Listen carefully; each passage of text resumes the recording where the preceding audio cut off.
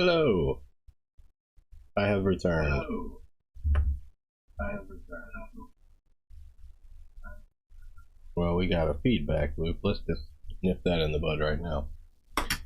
Alright, that's nipped right in the bud. I got a new mic. I was very unhappy with the recordings the first couple times. They made it sound like I have a lisp, which you know, some people do, and that's fine, but I don't, and I want to sound like me, not me. And so I did a bunch of things to fix that, and it mostly removed it, but unfortunately, it made the audio very choppy. So I got a new mic, and I've been testing it a little bit, and it seems to be doing the trick. So I do want to test one other thing here before we get started. I want to do that real quick.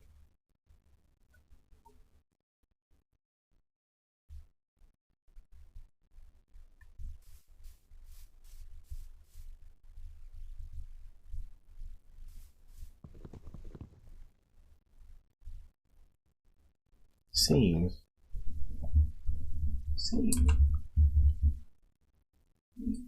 my game audio has muted, so let's fix that.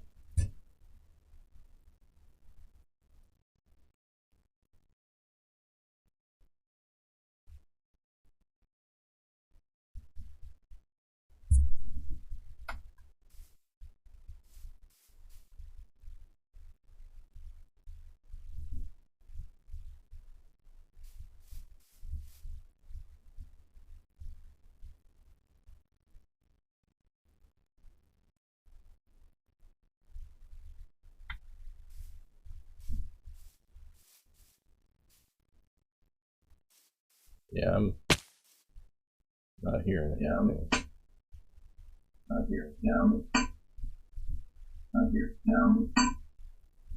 Not here.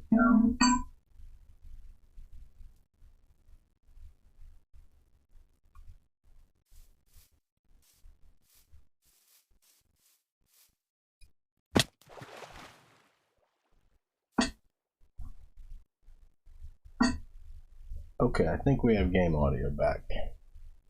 So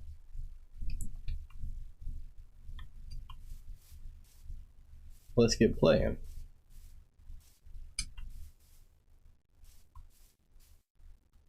I don't know where the game audio went. I didn't really change anything. It just was there and then wasn't. Maybe it was there the whole time and I was just wrong about it. Anyway, anywho's'll be. I'm being told that it worked. Wonderful. So I believe what we decided last night when we signed off was I am going to mine a little bit more to get started. Yay! Yes, yay indeed. And I think I'm going to mine till my stone pickaxes break. So that shouldn't take long. And once that happens, I'm going to go explore one of those shipwrecks, maybe both, see if we can get the treasure from one or both. And after that, maybe we'll plant the saplings. You know what? We should plant the saplings and then go mining because they can grow while we're mining. Let's do that. That's the more efficient way to handle this. So, where did I put them?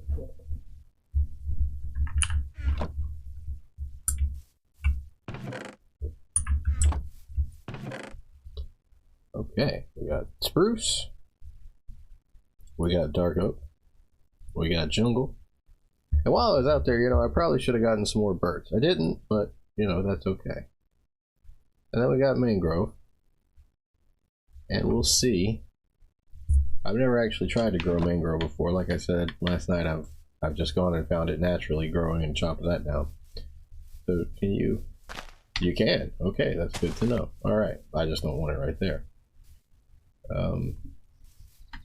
We might should find here in the next day or two a more dedicated place to actually these would be smart to be growing our tree.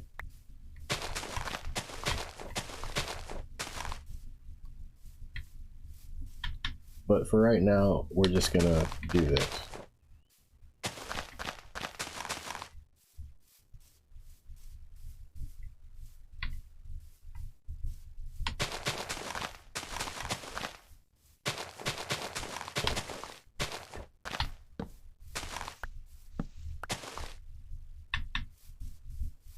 And mangrove, I think, grow kind of like the acacia. They're all over the place, so we can't do it all nice and tidy like right there. I'll just put some down and see what happens. We'll kind of learn this together. Okay. So while we are underground, since we're pretty much directly under these, the chunks will still be loaded and they should continue to grow. Maybe we'll get some more birch out of this too. I think another thing that will be worthwhile while we're out at the shipwrecks is just to chop down some more birch out in the wild and get more saplings that way, rather than rely on the 2 trees we have here, because they're just not cutting it, which is odd because usually it's not birch that's one of the problems for sapling.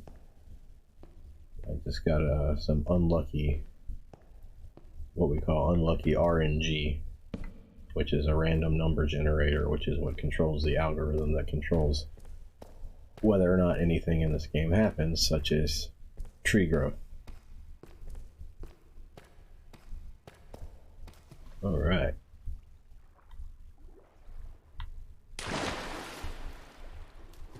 So, let's go get some mining done. I already got an iron. We'll set up this way. So we'll go through basically 3.5 picks, and I meant to plant those. We'll just plant them when we get back up. I don't think we've gone very far in this one. I might take this one a little further.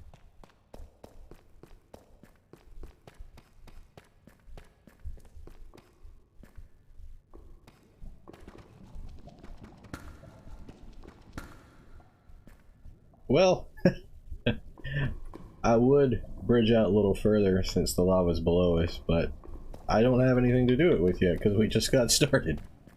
I kind of forgot that that lava pool was there between last night and now. So we'll go down this one. How is the vocal quality today compared to prior times?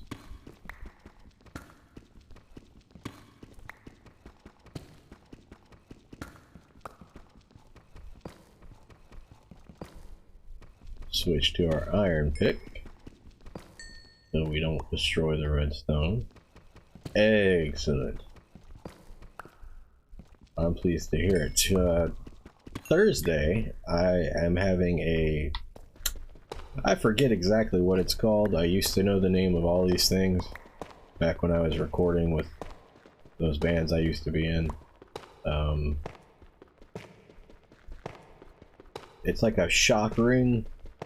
Sort of, the mic slips into it and the ring absorbs the vibrations that the mic encounters, but without transferring them to the mic.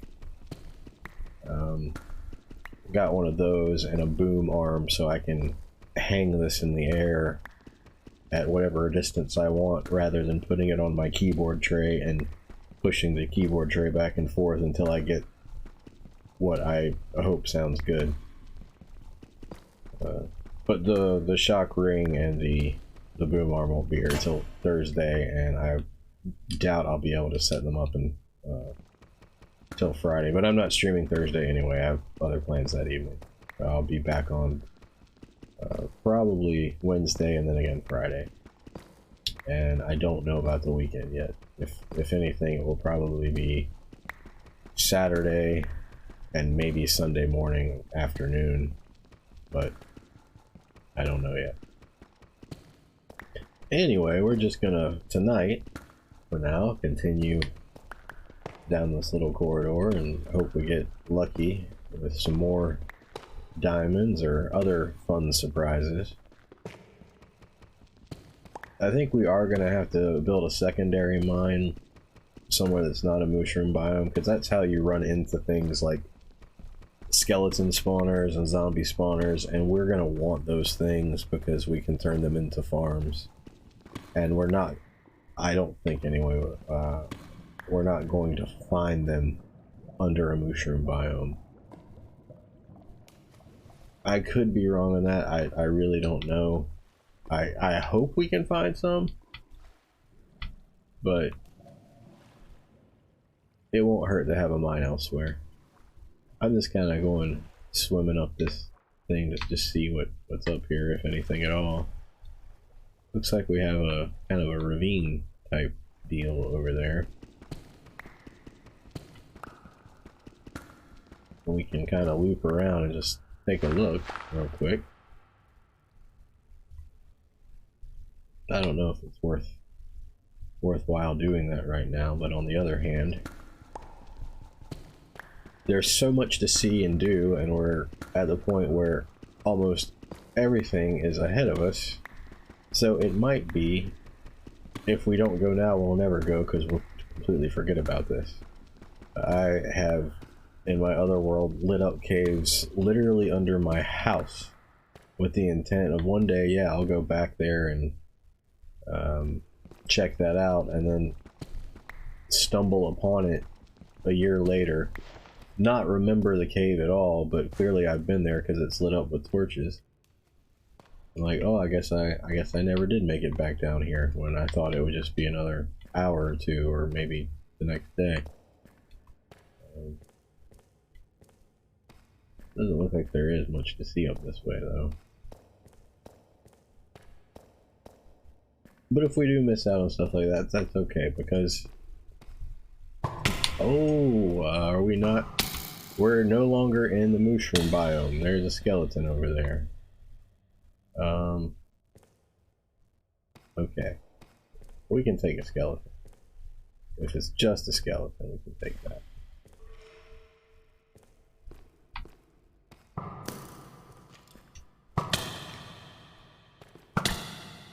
Yeah, if we can get to him.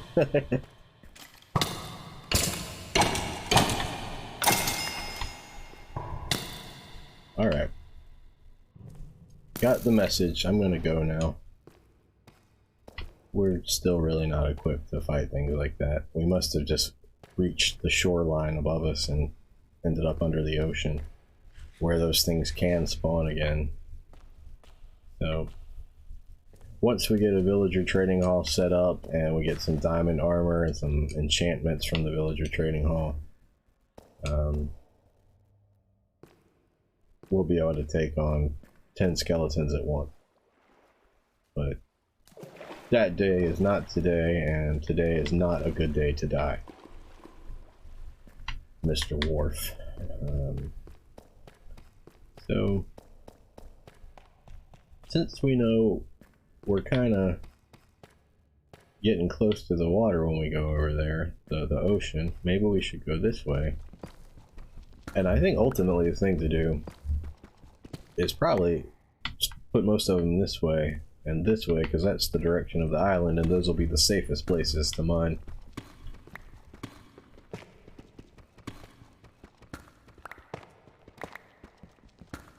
But for now, we'll just go...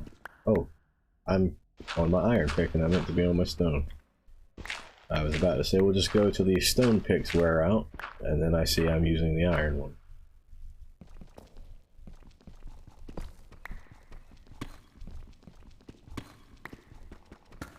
And as you can see, I'm switching to different tools when I get different things. That's because the game is designed that knows that a shovel is the best tool for that.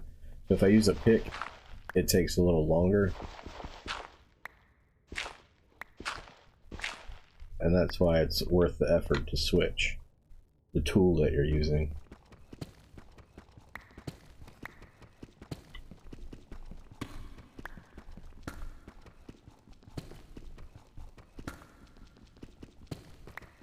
So I think we have 2.5 to go. Yeah, 2.5. Looks like we're coming up on another little cave that we might can check out a little bit. I see some gold. And oh, I know where we are. We've already checked this out.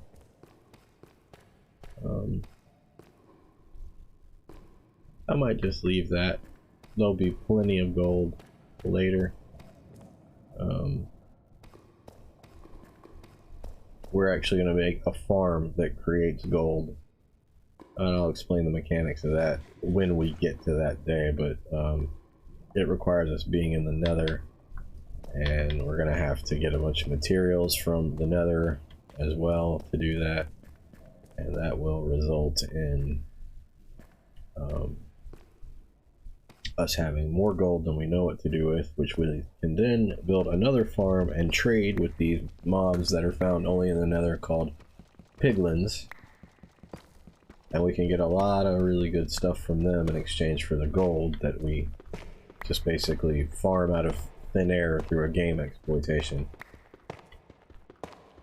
I guess while I'm mining, I can go ahead and explain it a little bit, because there's not much to see down here or talk about.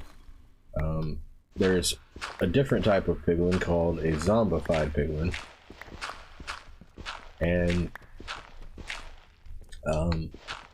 they when they die, have a chance of dropping a number of things. One of those being a gold sword, a gold nugget, and rotten flesh. And some of them spawn right. They'll be baby zombified piglins, and they'll spawn riding a chicken. So some of them, when they die, the chicken dies as well, and you'll get chicken and a feather too. Anyway. You can take all those nuggets and turn them into gold bars, and then you can trade them with the regular piglins as opposed to a zombified piglin, and you can get a different type of stone called black stone. It's a block I personally enjoy building with. You can get obsidian, which is useful for a number of things. You can get a different variant of obsidian called crying obsidian. It's not really that much different. I don't think you can build another portal out of it, but it does look cool, and other than not being able to build portals, it functions the same as regular obsidian. You can get a few types of enchanted books, specifically for walking faster, which in the nether there's this type of soil that slows you down, so if you have that enchantment it no longer does. That's useful. You have to sneak in order to go fast, when normally, like, I'm sneaking now, and now I'm not sneaking. You can see the difference in the speed. It takes away the slowness of the sneaking, and then that allows you to navigate the terrain better. They also will trade gravel with you, and if you need a lot of gravel for concrete, that's useful. And yeah, there's just a bunch of things you can give piglins gold for. And we will do all of that and more. Also, gold is useful for things like rails, certain types of rails that require power.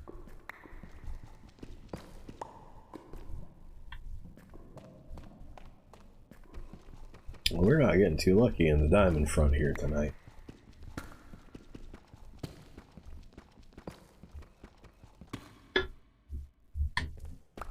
that's alright. I think we'll have some fun with the shipwrecks and the buried treasure, at the very least. And maybe we can have the beginnings of a tree farm and sort of set up how we want that to be.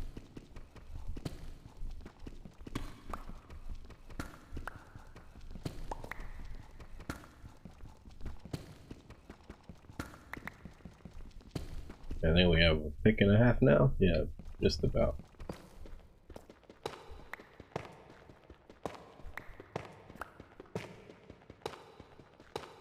Yep, we got some redstone.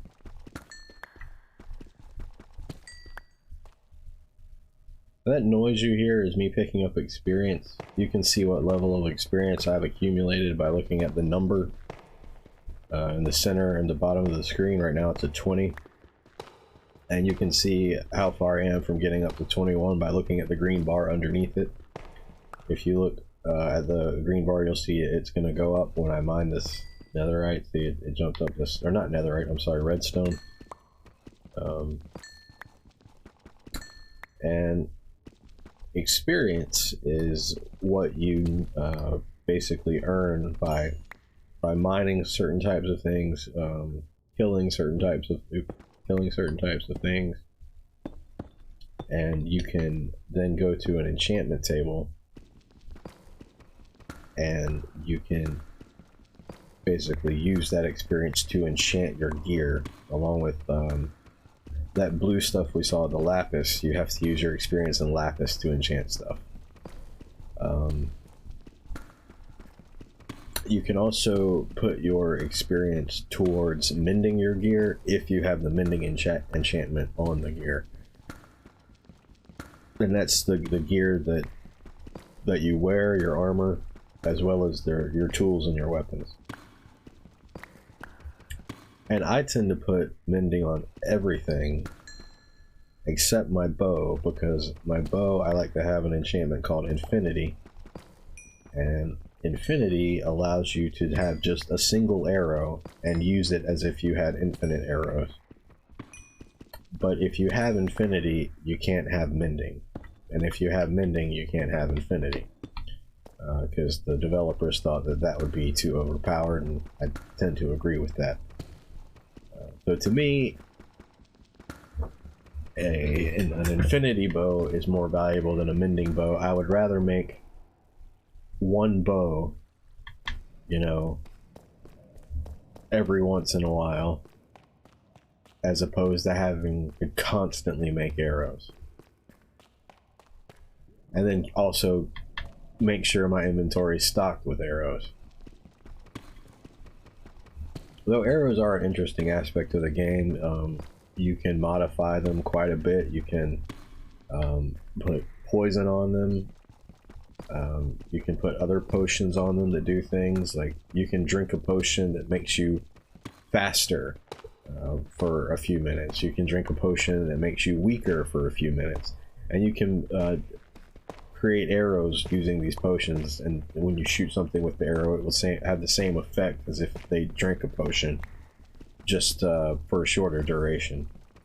Then there's these things called spectral arrows, which you can trade with the piglins to get. And what they do is, if you shoot a target and hit it, and that target doesn't die, you'll be able to see that target through the walls if they duck around a corner.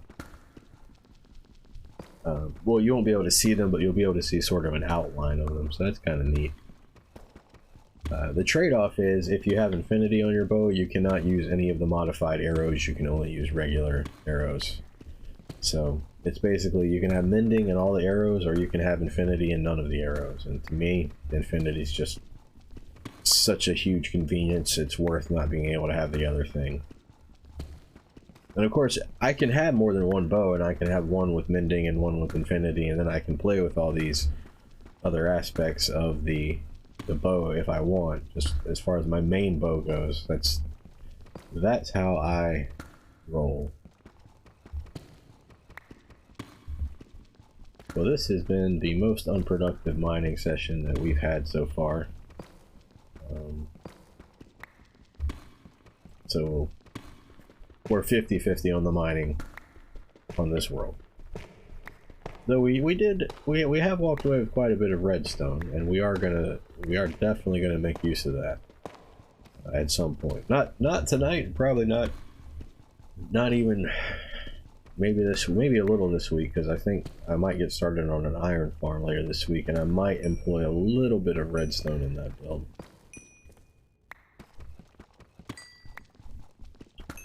We'll see. It might be a thing where I build it a certain way now and then add the redstone later.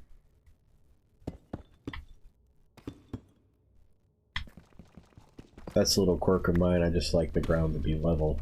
I like having to jump up and down when I'm running back to the beginning of the mine. I don't like to have to jump and duck and weave and bob. I like to just run back. So whenever I dig something beneath me, I fill it back in, so I just walk straight and level back.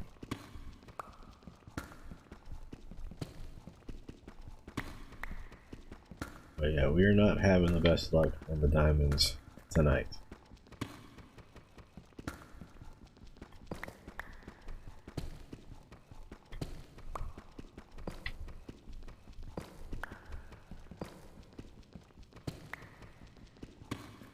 Oop. What have we got here? Oh, we've been here. We know what this is. I guess I could sort of head over here now.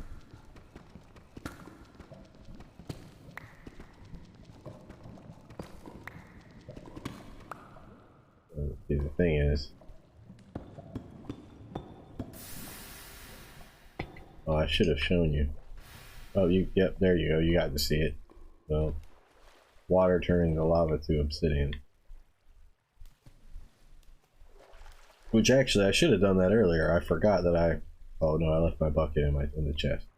If I hadn't left the bucket in the chest, I could have overcome that water over there, or lava over there much easier. I just kind of forgot that I had the ability to do that, because it just slipped my mind for a little bit. Alright. I think we've been in here as well before. I think this is where I explained the torches being on the right. Right on return, as it were. I don't really need these in here, so I think actually, now that the thing has been explained, I'll just get them all back.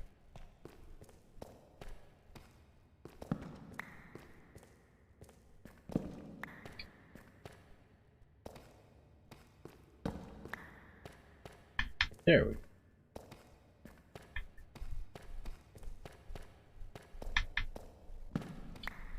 And of course, if that was a choppy audio section, then I'm happy to explain it again. Because the audio last night was definitely subpar. It was so bad I bought a mic as soon as the stream was over.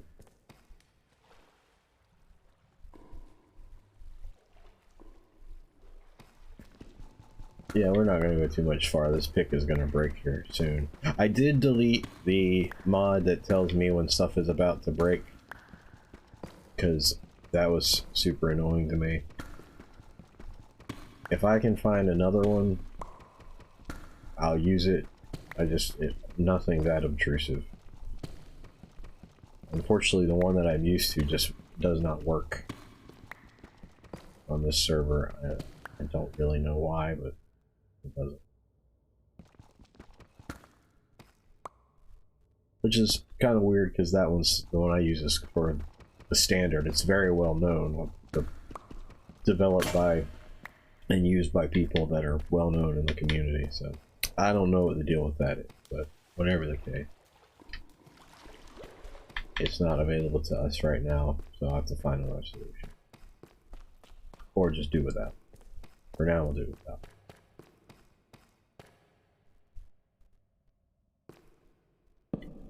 I might do something like this. No. But I might make the middle corridor or something like too wide, so I have some sort of visual indication, so I don't run past, because maybe I don't see, like, as I'm going, like, It's real easy to miss if you're not looking right at it. Okay.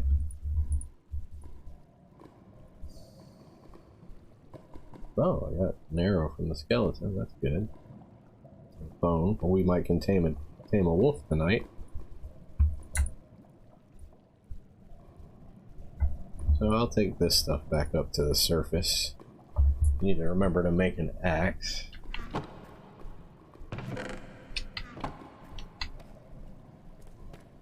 I'm gonna leave this too. Sometimes I leave a little bit of ore behind just because I think it adds some visually interesting aspects to the room. We don't have to get every single one. Eventually we're just gonna have more than we know what to do with. But I did just remember this, so we are gonna get this. Or you know what? Maybe we'll leave that too, just because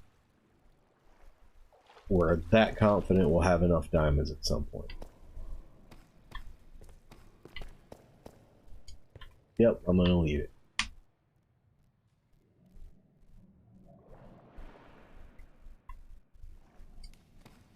And now we'll go back up. I'm gonna leave that gold right there for the same reason. Just for the atmosphere that it provides. The visually appealing variation of it being there. And we will have to come back, I think, and do the other half of the stairs. And I'll probably also replace these eventually with a type of stair that looks better. Cobble's about as low as you can go on the aesthetic scale. So, okay. The boat.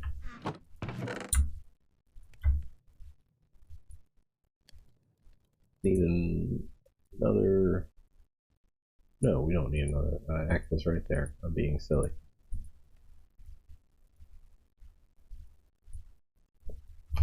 Let's go ahead and plant these sweet berries. And let's see how our trees are doing.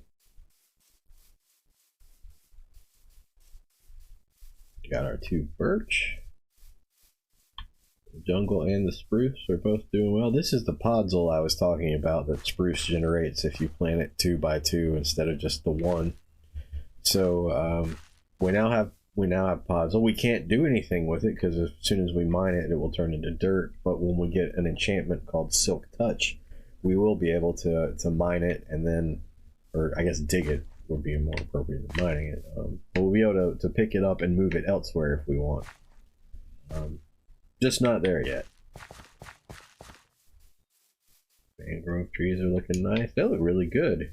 The color of the leaves. Very lush, this biome. I guess the cows like it too. Hi, cow. Oh, he had a thing here. Maybe I should put a space between each of them because we ended up. Well, no, we didn't. I guess I was just too short. These won't grow unless we put 2 more right there, but we don't have 2 more. We'll have to cut these down to get that. But we're not going to do that right now.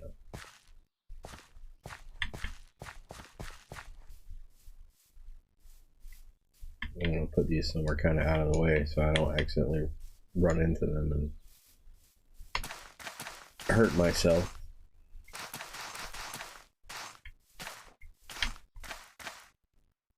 Because as we remember, they have the briars. Ow! Ow! We have enough food. I should make another shovel and leave this one behind and then consider it a spare.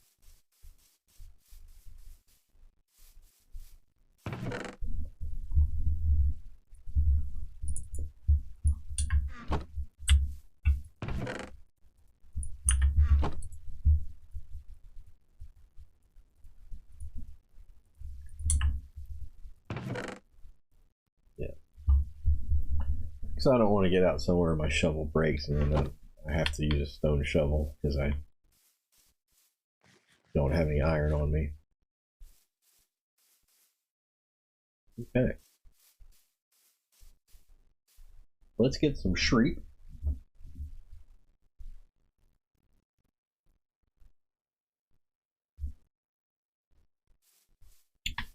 And then we'll head up to one of the shipwrecks. I think we'll go to the one north of here first because that's closer. And I think I can get there just by kind of pointing us in the right direction. The other one, I think I can get to without using the map, but we might open up the map just to kind of see that we're at least starting and pointing in the right direction before we head out.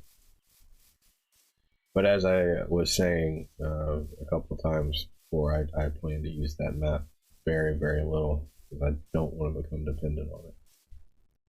It's just nice kind of being wherever you happen to be and knowing where you are and being able to get where you want to go without having to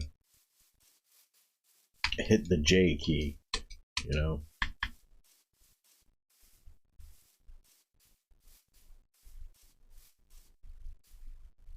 Alright. Yeah, our mine probably was coming out like right there. More like way down there.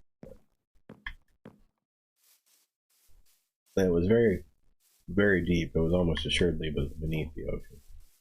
But there's a chance that maybe it wasn't. We won't know until we have better gear and feel safer going out that way. And that's fine. No rush. Like I said, my last world, I've been playing on it 5 years. I want to play on this one just as long, though. Plenty of time to go and kill skeletons while we mine. Plenty of time for everything.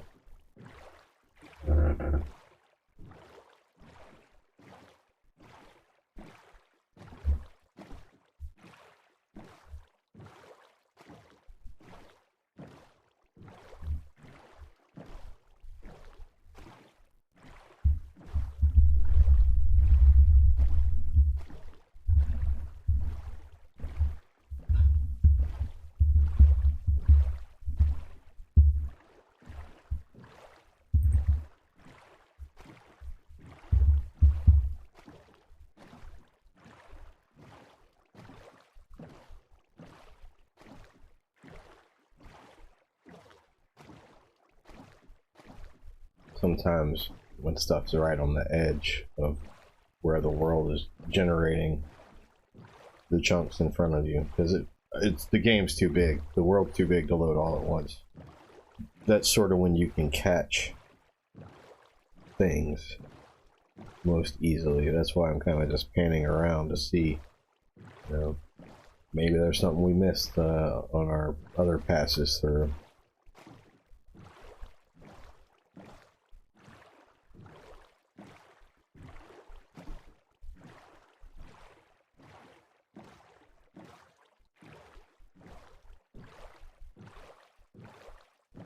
But I think that's it right there. Yep. Knew it wasn't too far.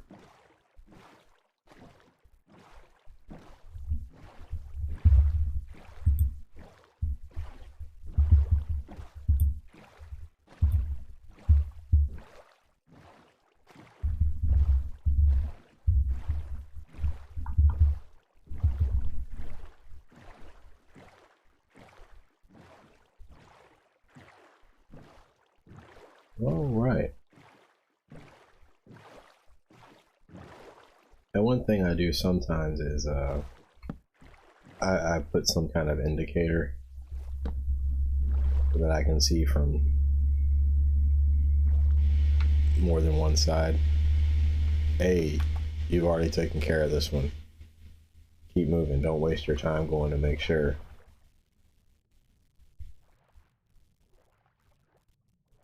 Or did we?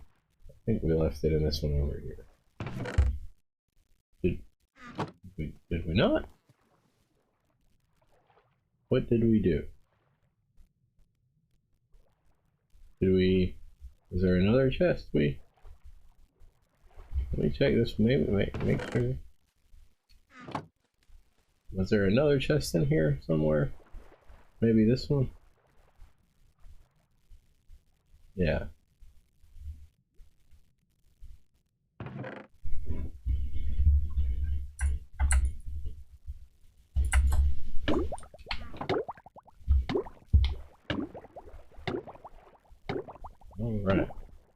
Ah, got stuck under the mast thing. Ah, keep falling out of the boat. What's going on? There we go. Alright. So, let's take a look at our map again.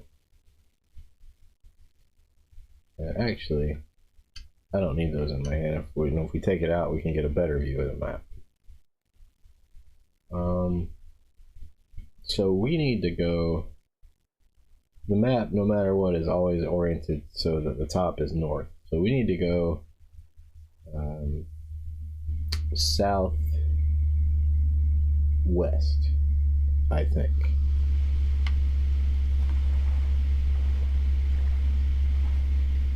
So that would be this way. Which would kind of line up with right there, so it's probably on that beach right there. And we can actually move it to our offhand.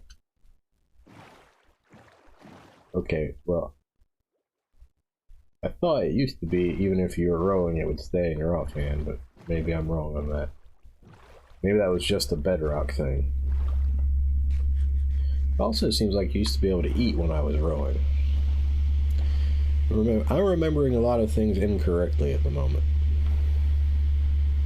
Alright, so you can see right here we're a circle, that white circle, and if I move forward a little bit we turn into an arrow, and now we're on the map, and that's kind of how you can tell. And now we know we're pointed straight towards the X, so it's probably on this beach right here.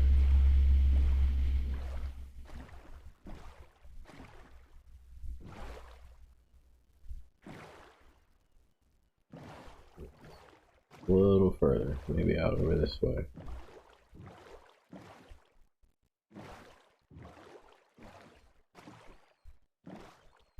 And we're pretty much right on top of it now. It might even be somewhere we can just see right away. No. But one thing you can do, take it out of your offhand.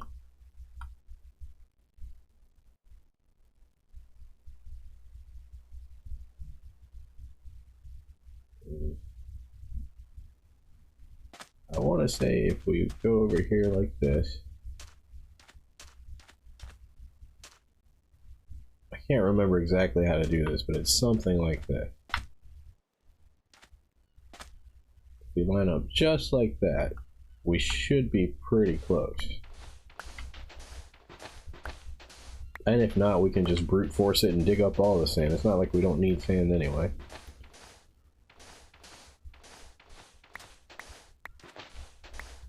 Let's make sure it's not over here, because sometimes they can even be like right on the edge. I don't see anything though. So maybe we'll try a little bit further up.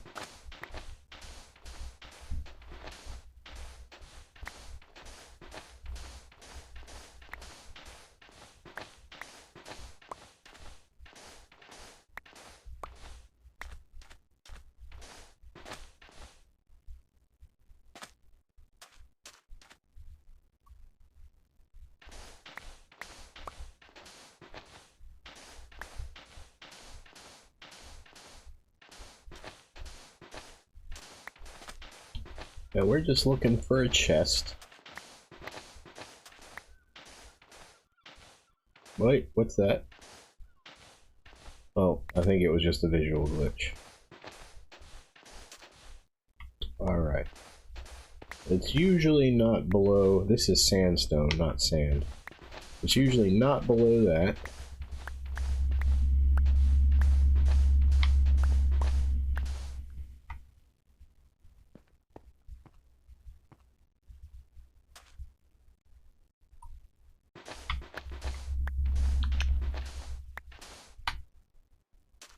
I feel like the X has moved, actually.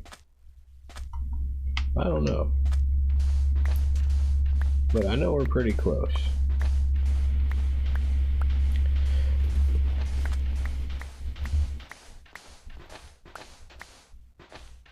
might should have looked up that little trick of exactly what pixel to put your arrow on before I did this instead of trying to rely on my memory, but you know, we need the sand anyway.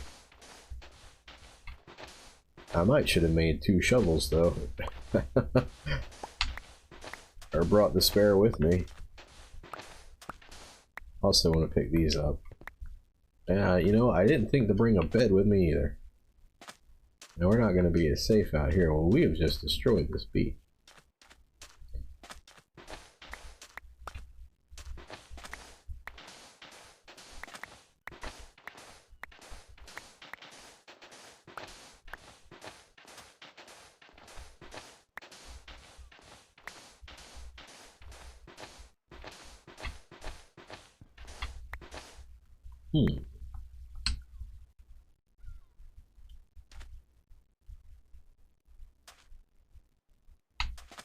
Maybe it's more this way. And of course we're going to start to get hostile mobs spawning here very soon.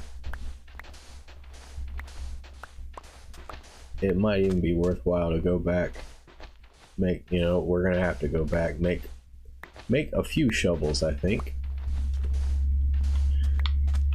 And maybe even look up that that little trick with the pixel so that we are not standing here just tearing up the beautiful environment.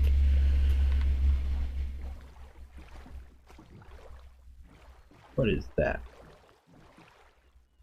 That looks like maybe a ruined nether portal. No, that is the ship. And I am going the wrong way.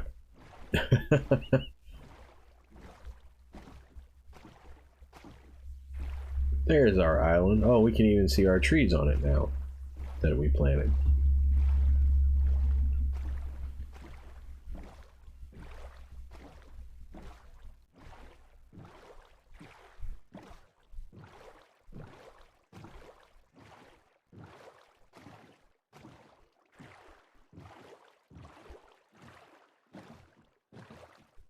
Actually, those trees are kind of helpful in telling us exactly where to steer for on the island.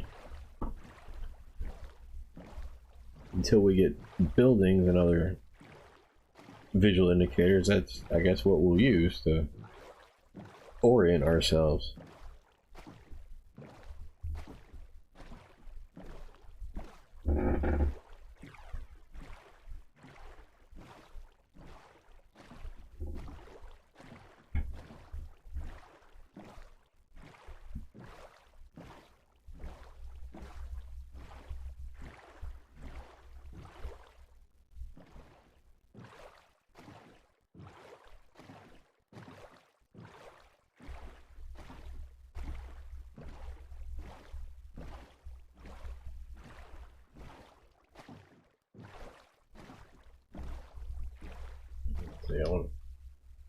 Got almost 4 stacks of sand, that's pretty good.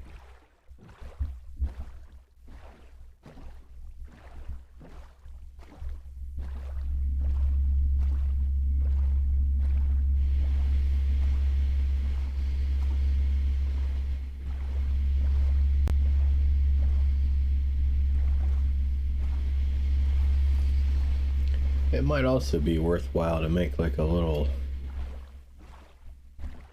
dock or something here we can just row our boat right up to, and then maybe some stairs to more easily get up to the higher level that most of the island is at.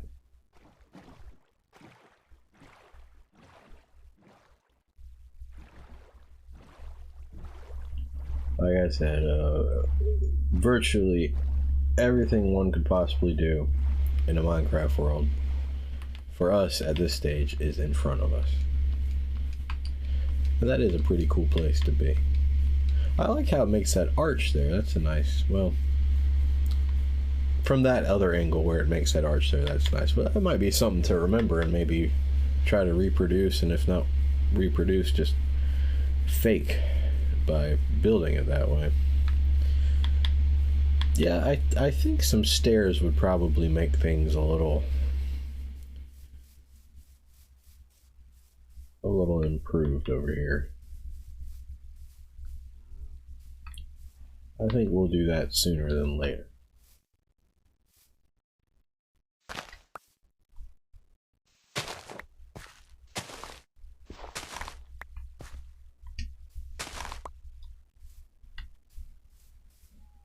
But we won't have ourselves lead ourselves right into the briars either.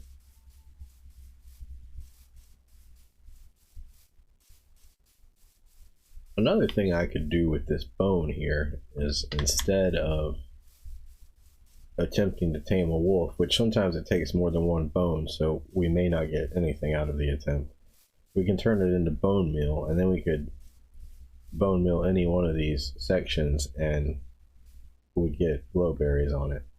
Because this one was as disappointing as the potatoes. Of course, another thing we could do is just break it, and it'll grow back with more chances. So let's just do it that way and save the bone. And if we're lucky, we'll get a tamed wolf out of it.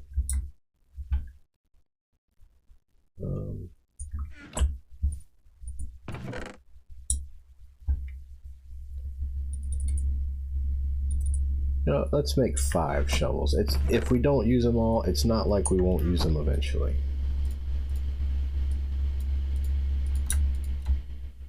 There we go.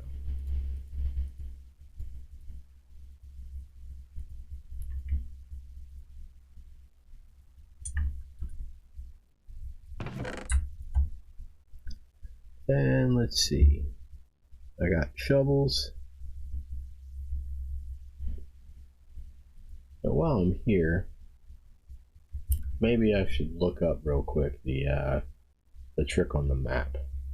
I'm gonna do that real quick.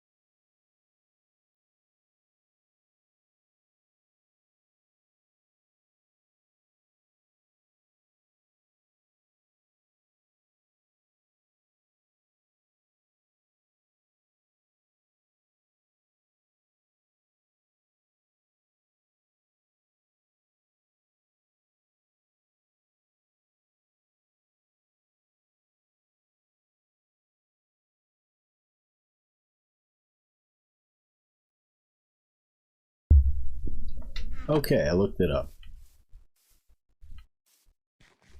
And I actually found another way I didn't even know about that's even easier.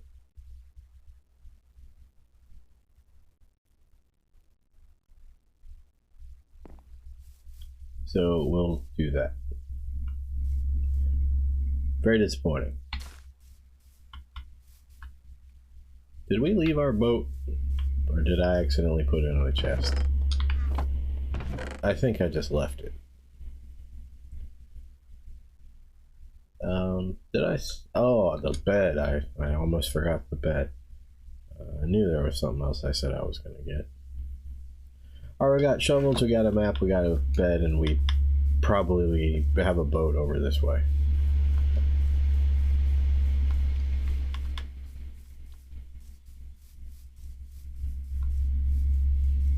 This also isn't considered vanilla. They all stay just like this, and then suddenly they grow. I have a visual thing that just makes it so that they do this beforehand. Just more visual variation. It doesn't change the way they grow or the rate they grow or anything. It's just some variation, because 9 years in a game, you start to want to see a little bit more varied stuff than is actually in the game. And they update the game every year, sometimes more than once a year. And it seems like they're heading in the direction where that's actually going to become the case, is multiple small updates a year rather than one big update every year. So that variation will continue within the vanilla game, but it will also continue with third-party modifications, and I like that both of those things are happening. Let's see, was our boat over that way? It was, wasn't it? The developers have said that they want Minecraft to be the first, what they call 100-year game, where they just continually update it and update it and update it to the point that the people playing it then, just have a even more fleshed out game than people playing now could ever imagine. And I'm sorry that I won't live to see that, but I will enjoy it while I'm here. So now we go back to the island. Or not really. It wasn't really an island, it was more of a peninsula, I guess. It's weird that that's not loading. That's okay.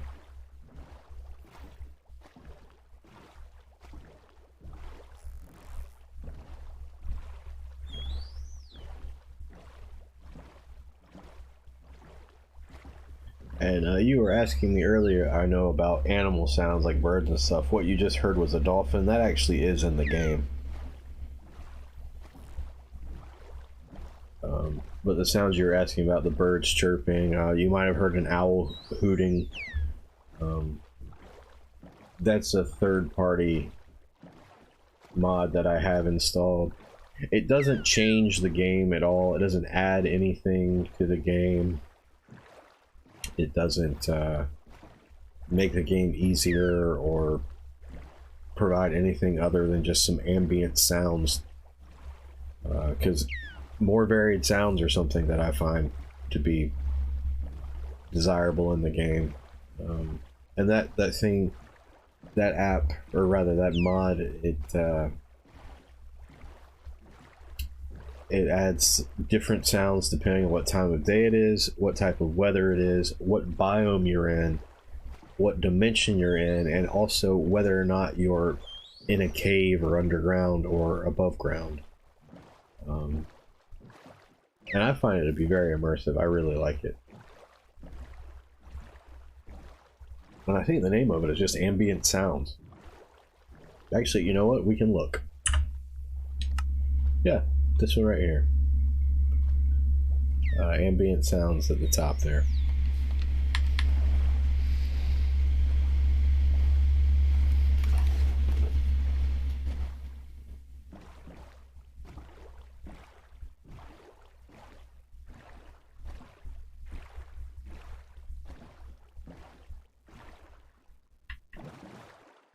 Is that over here?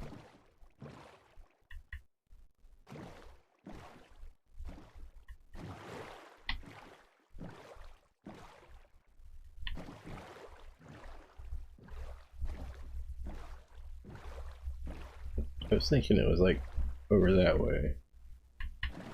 I'm way off.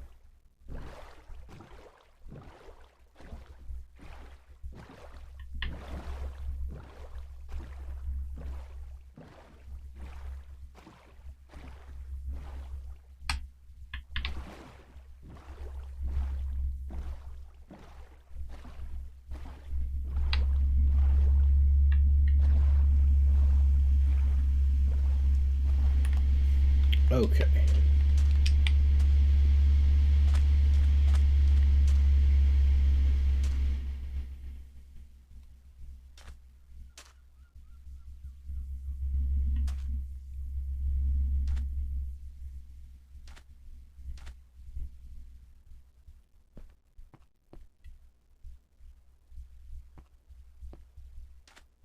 Alright, so we're going to use this thing.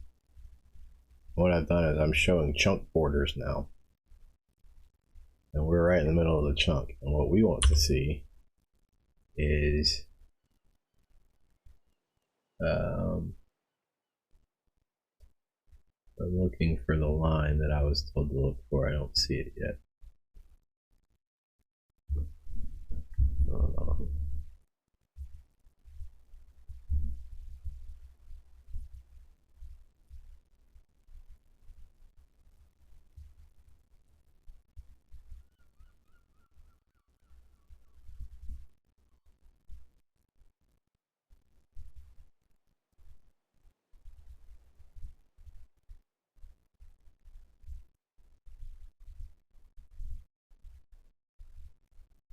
Oh, I think I see it now.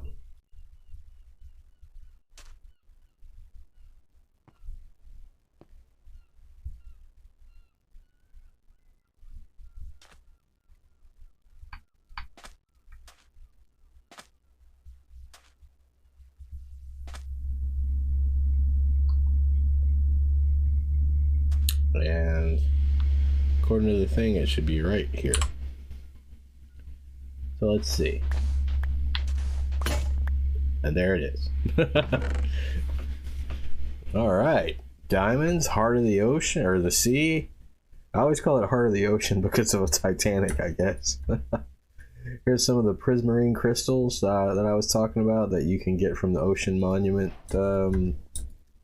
Guardians. But this right here, the heart of the sea, is what I really wanted. Because we can make a conduit with that. And that will really help us with the construction of the Ocean Monument.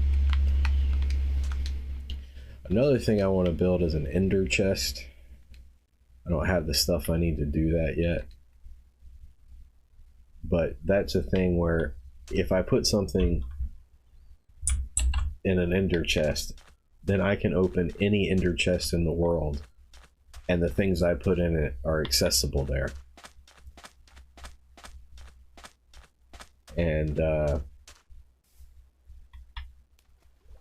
that's a good way to protect stuff like diamonds, because no matter what happens to your ender chest, the contents are protected.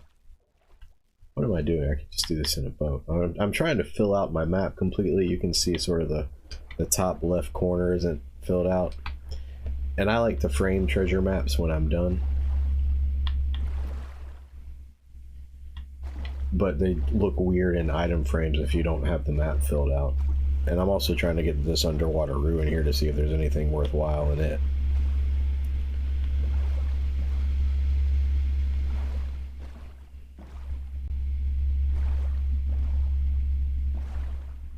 There, now we filled it out. Now let's look at this underwater ruin.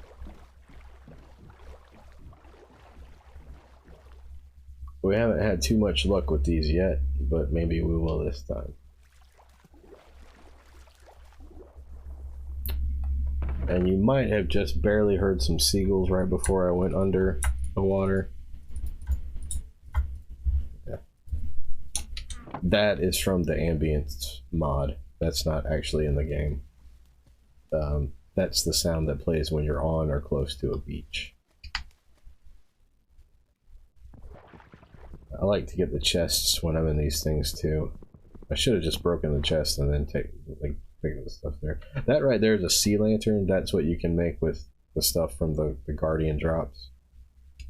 I'm going to surface real quick and then I'm going to go back and look at it and show you something, what I was talking about with the smooth animation. You can barely see it until you get up close, but I always thought that looked really cool.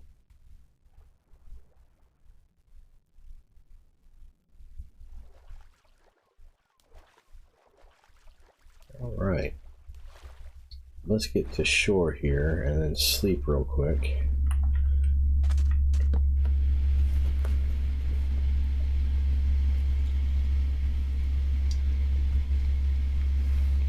Okay.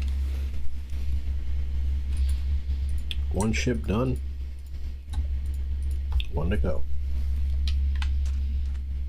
that we know of. Maybe, you know, maybe we'll find more on the way. And here's a turtle. Hi, turtle. Oh, and that down there, that's a magma cube. That's what I was talking about, that can suck you down if you're in the water. That right there. More turtles. And turtles, they lay eggs, and then when the egg hatches, as long as that turtle is alive, if you take the turtle anywhere else in the world, that turtle will come back to where it hatched. Which I thought was pretty cool. Zombies and zombie piglins hate turtle eggs, and they will run to them and stomp on them, and you can use that in your gold farm to attract the piglins. They'll run towards it, but if you put a gap there, they'll of course fall through the gap before they get to it, and when they fall, they meet their death upon impact, and that's when they drop the gold. That's how the farm sort of works. I think what I'm gonna do now is I am gonna look at that map and just kind of get an idea, because we were all over the place last night, and I just want to see roughly where I'm going. And once again, what I've found is my server is now putting me in the lobby before putting me in the world, and so that lobby is going to be there every time we're in the map, so that is annoying, but maybe we can find a solution to that as well. I want to say that the shipwreck was near the jungle, and the jungle's sort of here in the middle, and I think we can even see the shipwreck on the map right here. And yeah, we can even see the chest we put down on the shore to sort of be the secondary indicator. So relative to that, we are just a little bit north of it, and what we can do is on our way there sort of uncover what's over here, because we still have to, we don't know what's here yet. We've never been here, and so that will be part of the fun, is finding out what's in our world. So let's go find out.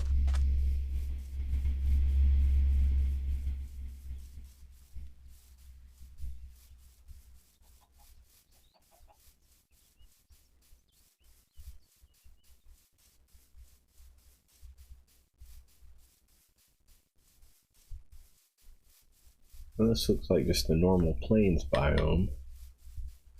This is, I guess, probably the oldest biome in the game, the first one that was added. It may not have even had a name back then, it was just all there was. And it's, you know, your default biome, it's standard. I wouldn't call it boring. I still think it's pretty, I still like it.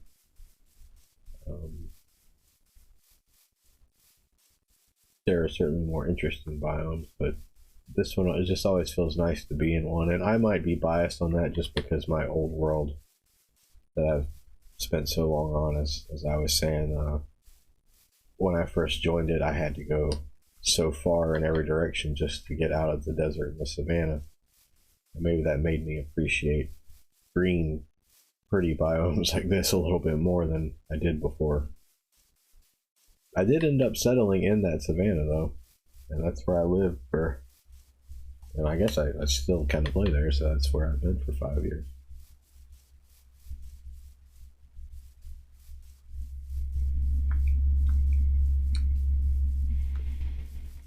Oh, I maximized my screen when I was looking at the map.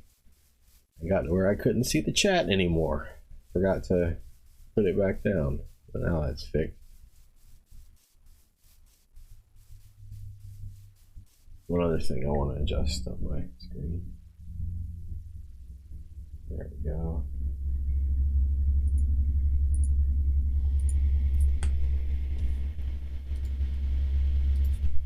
Okay.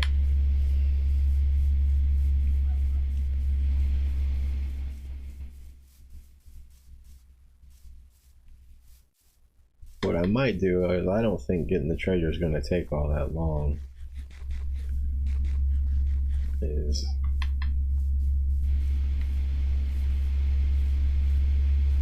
I might go down back to our mine, get enough obsidian. With I'll have to make a diamond pickaxe, but that's fine. Get enough obsidian to make a nether portal and just see what our nether spawn looks like. Because there are 5 different nether biomes. Each has its ups and downs. There's a couple you don't really want to be your spawn, but if they are, we'll manage. I just kind of want to get an idea of what our nether looks like, especially our entrance to it. And our nether is, if I walk, say, 1, 2, 3, 4, 5, 6, 7, 8 blocks in the overworld, and the nether I've only traveled 1 block. So that is to say, if I travel 1, 2, 3, 4, 5, 6, 7, 8, 9, 10 blocks in the nether, and let's say in the nether I built a portal, right here on this block, and then I built another portal on this block 10 blocks away, and the nether, walking those 10 blocks, when I come out of this portal here in the overworld, even though the portals are 10 blocks apart in the nether, in the overworld they'll be 80 blocks apart. So the nether is also sort of a shortcut, but the trade-off is the nether is literally hell, and it's very dangerous to go those 10 blocks sometimes. But speaking of the nether, that right there is a ruined nether portal. It's kind of fortuitous that we just stumbled upon one as I was talking about potentially going into the nether tonight.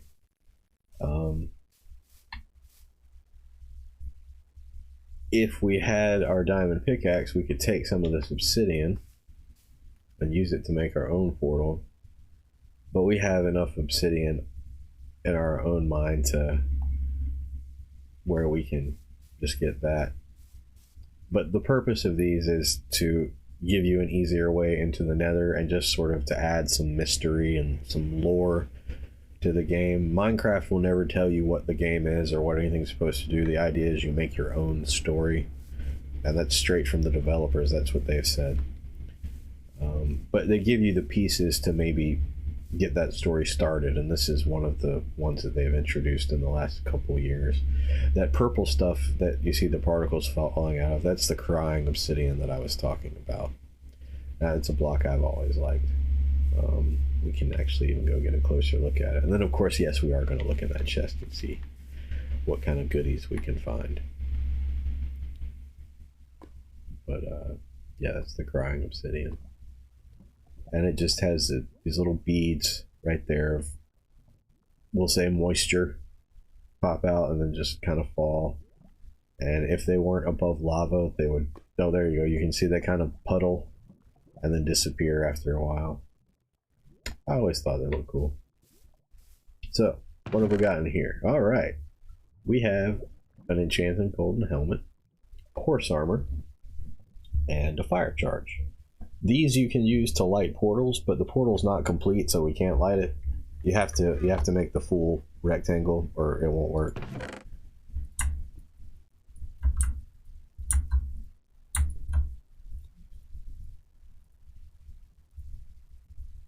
And the flint and steel is how you light the portal. Now, one thing we're going to run into here is I'm going to have to leave some of this stuff behind when we get to the other shipwreck, because we're running low on inventory space. But that's fine. I don't mind. I'm going to hold on to this for now. But that's one option we can get rid of. I would take the chest just to having one more chest. It wouldn't hurt. But if I ever want that stuff again, I don't know why I would, but if I did, I can get to it there. Also, it's a thing I do, actually, I probably wouldn't take that chest, is I tend to leave a chest on the Nether portal, both in the overworld and in the Nether, and I tend to leave a flint and steel in a chest on both dimensions on both sides, just in case the portal goes out, because it can. There's different things that can cause that to happen, and you definitely don't want that to happen if you're in the Nether. There are ways to relight it, but sometimes, you know, if you're hoping to make a quick escape, the ways you need to relight it are not always readily available.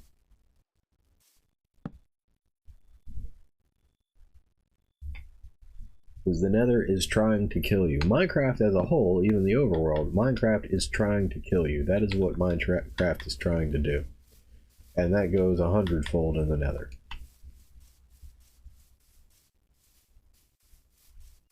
And now we've reached a swamp.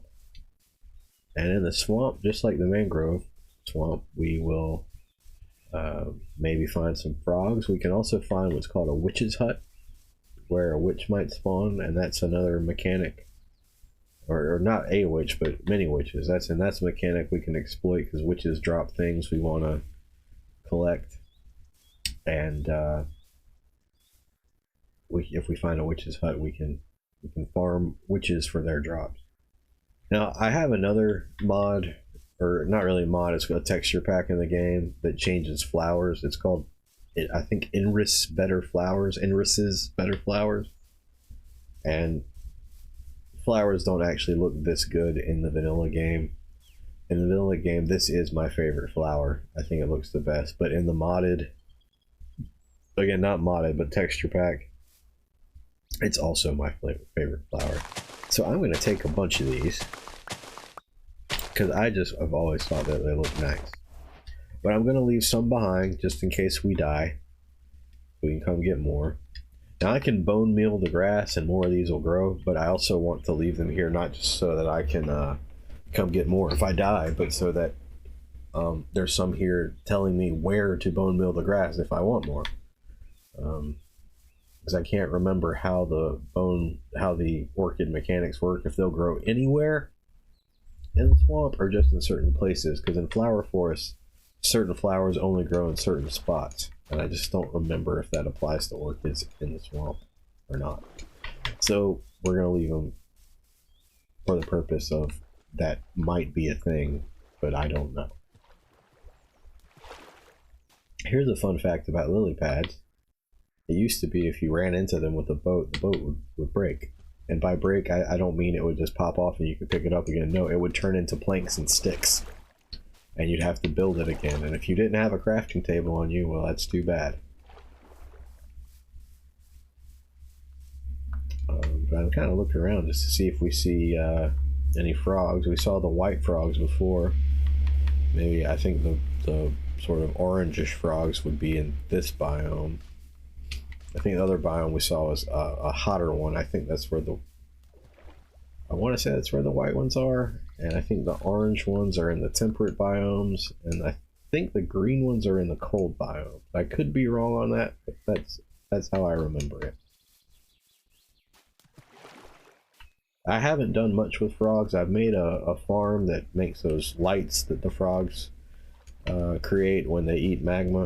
I have done that, but all I did with the frogs was I went and got them from the different biomes and transported them to the Nether, so I don't really remember what's what. But yeah, there's the orange frog. Hey, frog. And now you can get a better look at them because they're not sunken into the mud.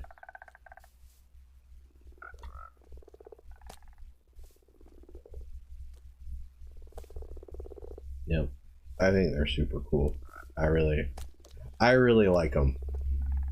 They're just chill. They're like, in fact, we're gonna call you Slappy, and you can be the forest fire representative for the United Kingdom.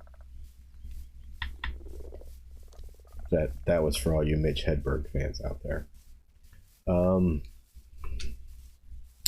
We will put you in a jar with a stick and a leaf.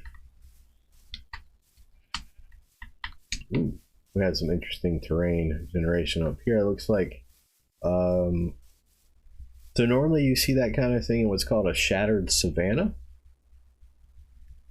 but it appears that it's a mangrove swamp on shattered savanna terrain. That's either way, it looks cool. I like that formation. Let's zoom in a little and take a closer look. Yeah, that's definitely mud. That's what gave it away that it was a mangrove before I saw those up there. But that is some interesting terrain generation. And of course, we will check out this nether portal as well. Sometimes they spawn with these gold blocks on them. And that's nice. I don't see a chest on this one, which is really unusual. I don't know that I've seen too many, if any at all, that didn't have a chest somewhere. Maybe it's under all this netherrack. This stuff here is netherrack that we're standing on. A lot of the nether is comprised of netherrack. And the idea is these nether portals, which are now ruined, at some point the nether sort of seeped through them into the overworld. I am going to take this gold.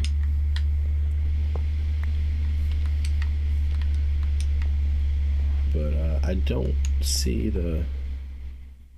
a chest or anything. It's probably buried or something. Well, I'm not going to look for it. And of course there's a chance that maybe it just didn't generate.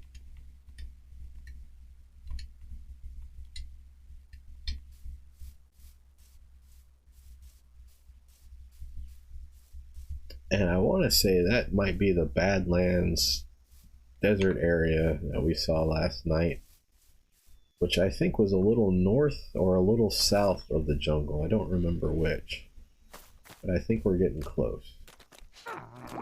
Oh, I just heard a witch.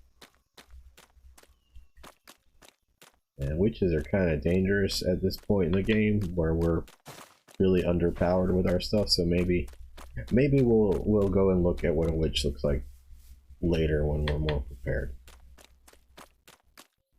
They'll throw potions at you, and at the same time when you're attacking them, they'll take health potions themselves. They're one of the very few, if not the only mob that can heal itself. Oh, and here's those white frogs I was talking about. So I think we've seen all the frogs. No, we haven't seen the green ones yet, but that's okay.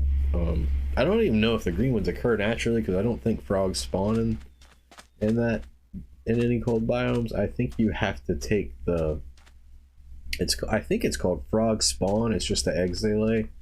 I think you have to use a silk touch or maybe a bucket and transport it to a cold biome and have frogs hatch there. And first, when they hatch, they become tadpoles, and then they grow up and become frogs over the course of, I want to say it's roughly 20 minutes. Maybe that's what I saw, and I mistook it for the top of a desert Badlands area.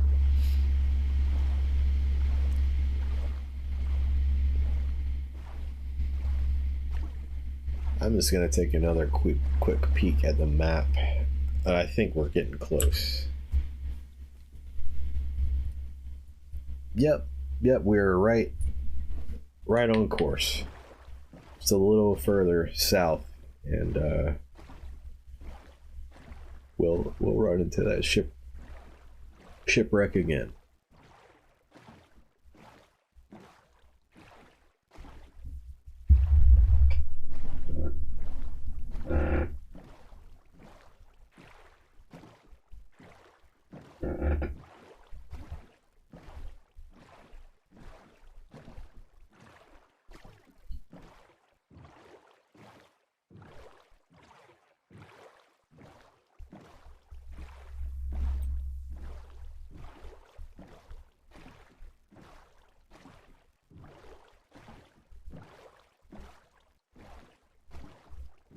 Can't be too much farther. I imagine it'll pop up right in front of us here any second now.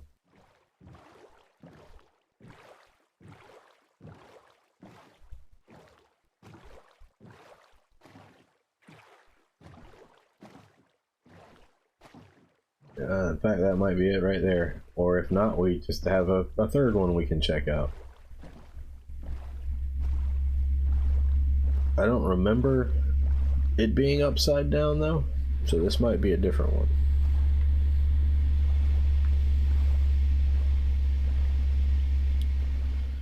And I also want to say I vaguely remember it being closer to the surface. Yeah, I think this is an entirely different one.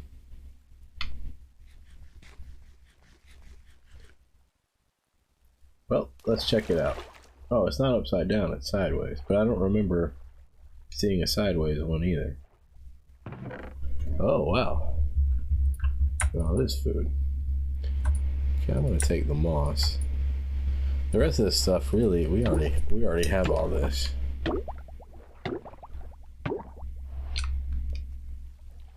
So there's not really anything in that chest that we need. The moss is nice. We can, I think, turn that into more moss with bone meal.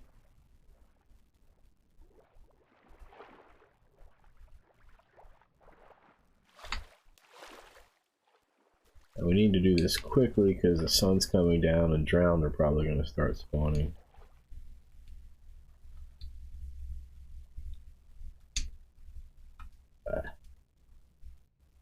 Can't quite reach it. I was hoping I could reach it through that window.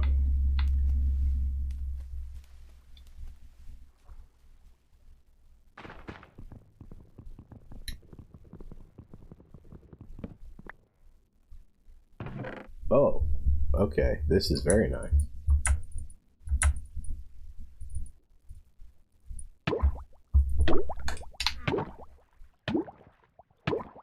That's a very nice haul.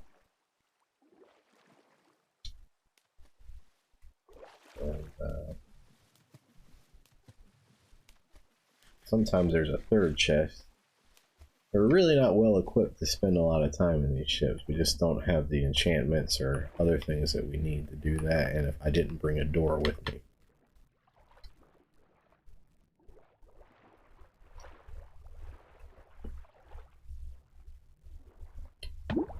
I think we're gonna say this ship is done. I don't have a way to mark it as done. That's okay.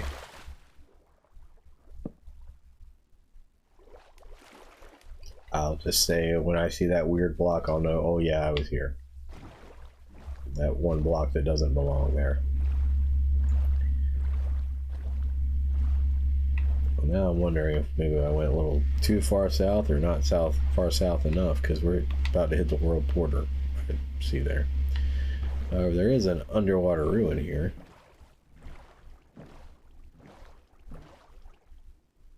Let's see what's down there.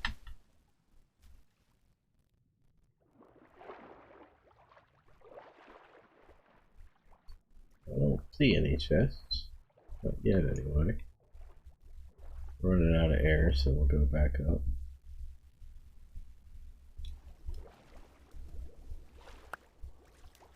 Check out this side over here. Oh, there's a chest. That's a underwater nether portal. Ruined nether portal. Oh, you can see the magma's sucking me down. And golden carrots, that's the best food in the game.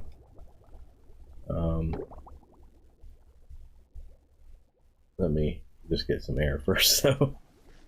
We're cutting a little close with the dying here. Let's wait till our hearts come back up. What else can I get rid of? Get rid of the rotten flesh. Oh, now we have a thunderstorm. Alright. I'm gonna get those golden carrots. That's the best food in the game. And we have a golden apple. That has some good stuff. I don't care about the bone anymore.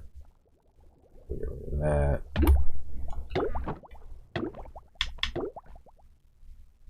Man, we are cutting it very, very close. Okay. And then there's that other chest that I saw.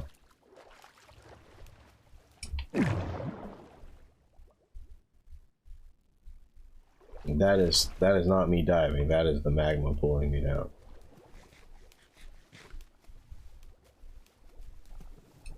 Alright, let's get this chest.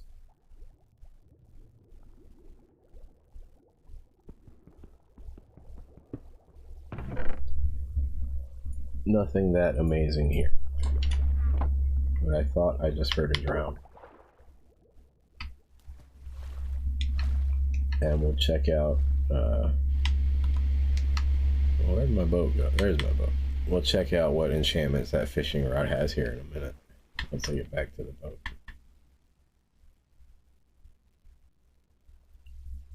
We really don't have room for any more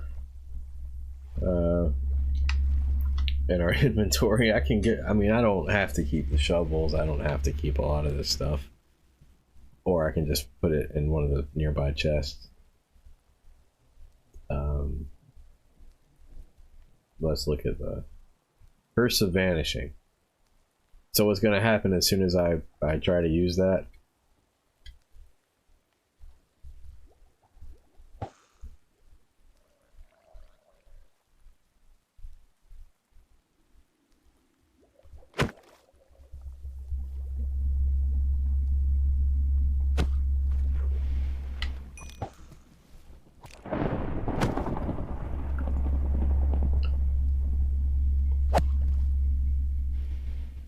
Well, I thought that Curse of Vanishing made stuff just sort of disappear. And now I'm not sure.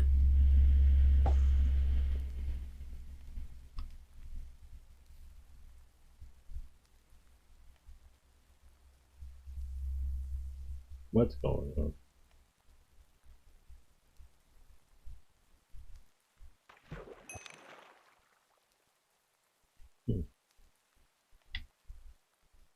Let's take a look where we are. Okay, we did go a little too far south.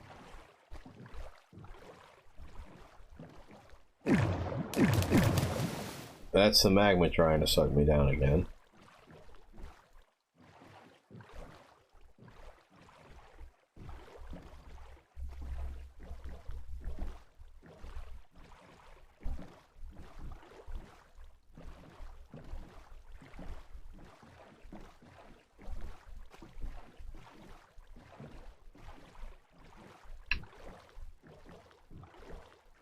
Gotta be close now, right?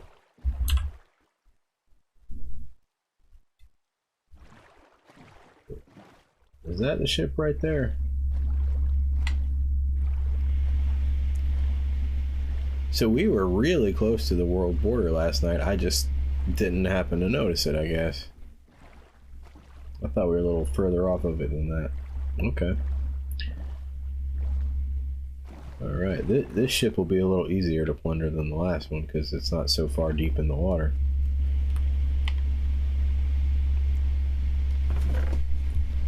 We already got that one.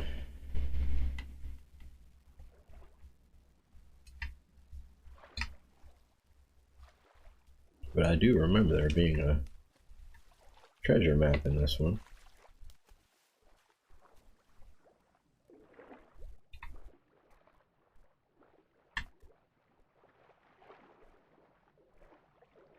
Maybe it was this one down there.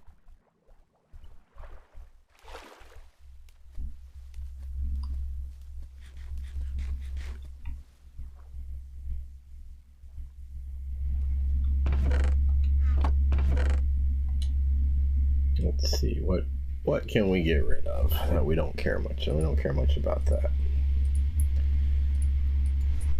All right.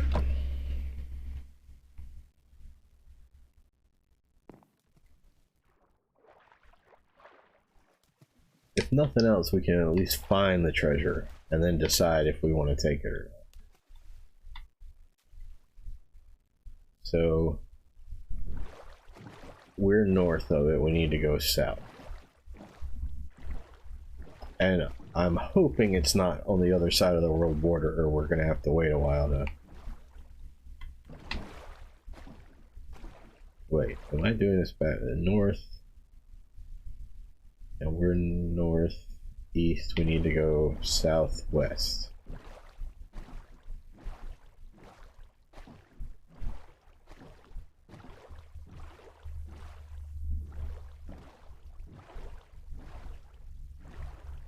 Okay, now we need to just go south.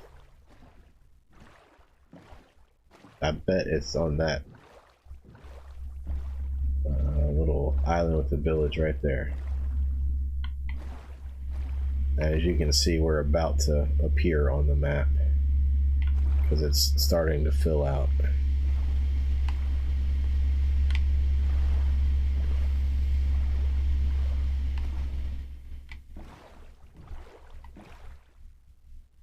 So it's under a house in the village. I can safely say that I have never run into that before.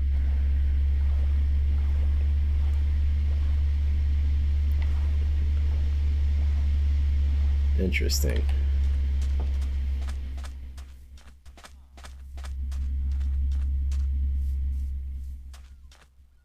So it's basically under this house, under this library.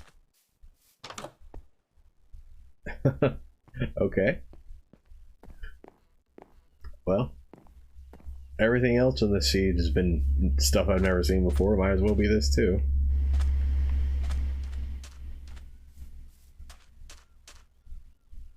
Alright, let's use that same trick as before.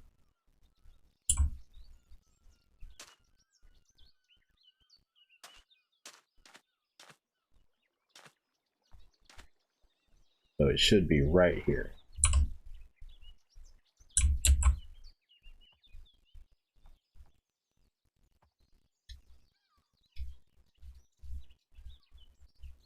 They're not directly under a house, but I've never seen one in the middle of a village before, so that's interesting. Yep, and there it is. Oh, this isn't too bad either. Another Heart of the Sea. I'll take an iron sword. What do I want to give up for that?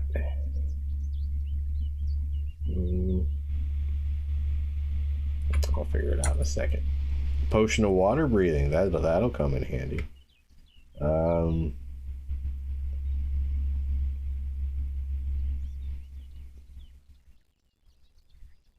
Maybe I'll give up the bed for it. Don't have to have the. But this isn't going to come in handy yet. For that, and the horse armor is no point because I don't have a saddle and I can't tame a horse.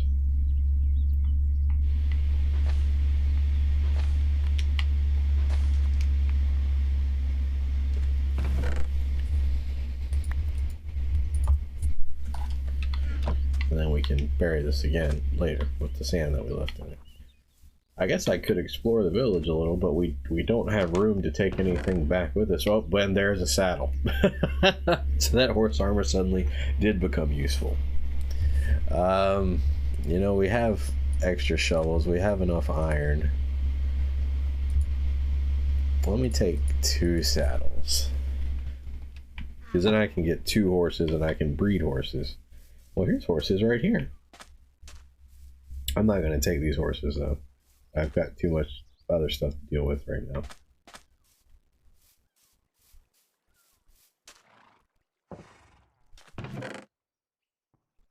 No, we'll see what else we find before we decide whether or not we're taking the horse armor.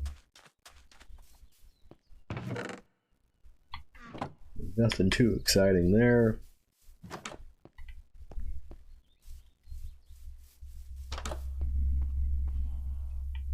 Nothing in here. Hey, bud. How you doing?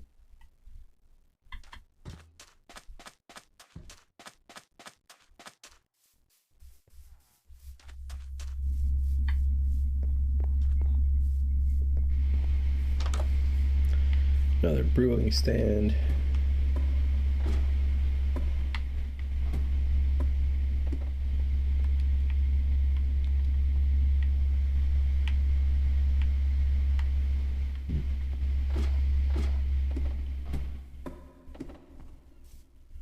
Somebody forgot to finish the floor. Oop.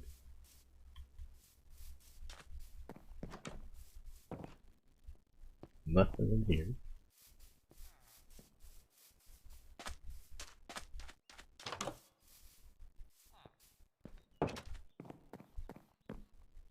normally I would take these bookshelves, and I would have taken the bookshelves I found in the library last night, but since we live on an island of endless cows, we get all the leather we need to make books.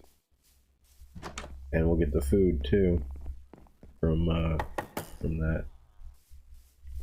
That noise was the Fletcher working. It's good when they work, because not only does that mean you can trade with them, but when they do work, that means they've replenished their trades and you can trade with them again. But we don't have the means to take advantage of that right now, really. We do have emeralds and we could trade with them, but we don't have the space in our inventory to do anything about it. I don't think we checked this house yet.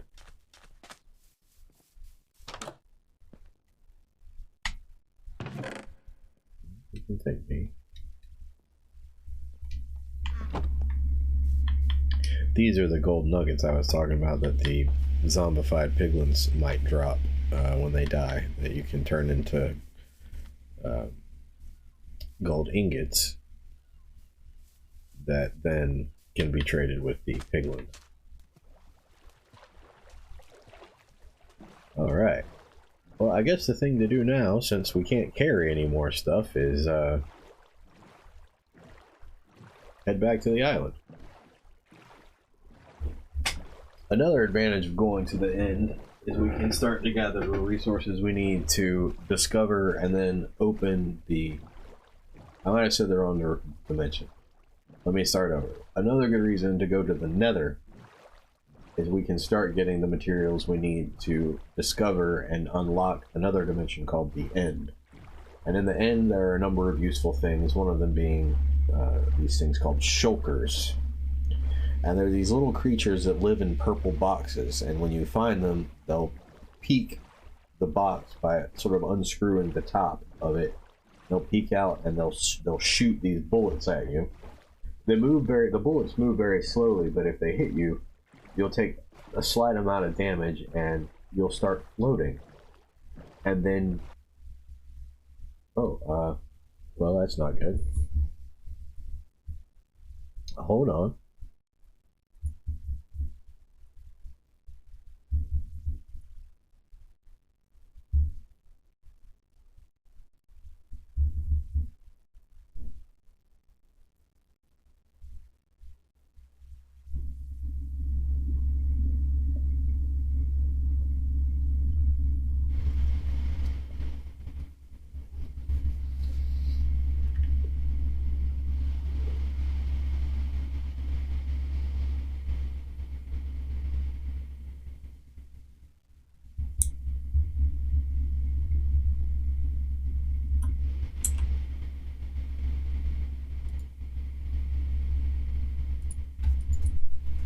Okay, so I all of a sudden, without warning, disconnected from the world. I don't know why.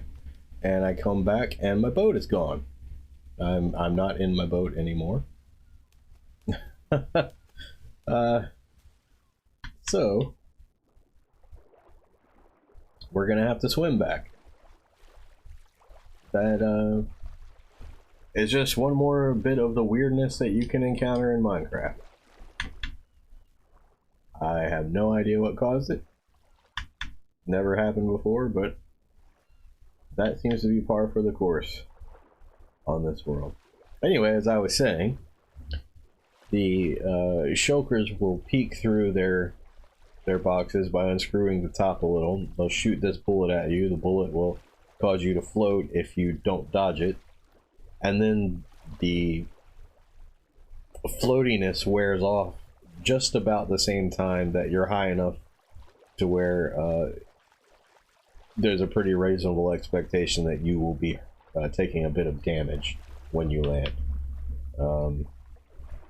But if you kill the shulker, it drops its shell that it unscrewed to sort of peek through. Oh, it looks like we might be having some issues loading chunks in the server. They can't see anything.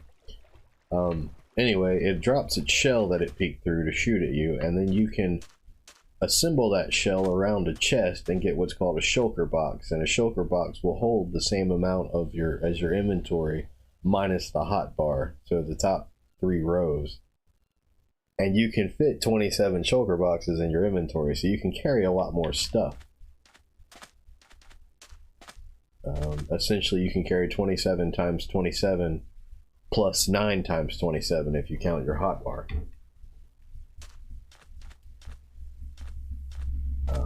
So exploring is something that becomes much easier to do once you have those shulker boxes.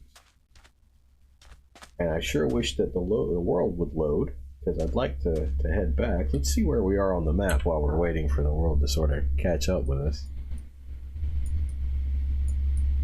Okay, and then there's the lobby again. So we're a good ways away. Maybe it doesn't want to load that because we haven't been there yet.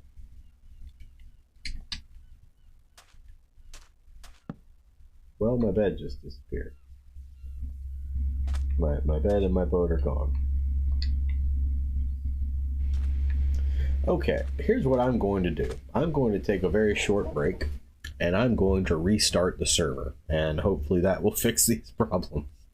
If we're lucky, we'll end up where we were 5 minutes ago in a boat rowing towards our island and with our bed still in our inventory. I'll be right back.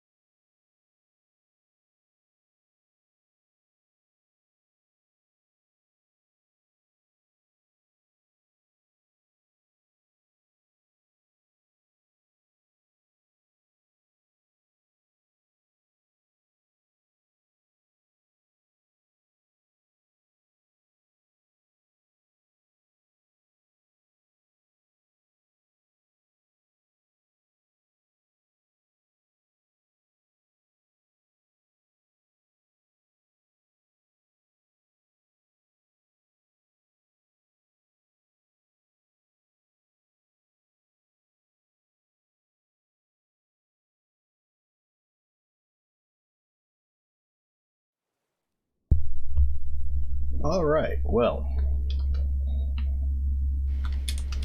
as you can see, it put me back in the spot where my boat is gone. But I still have my bed. Okay, now I'm frozen and can't move at all.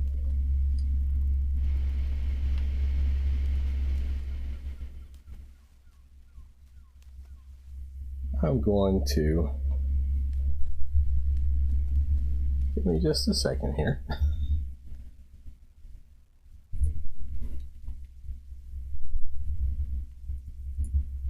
It might be worthwhile to just restart the whole game.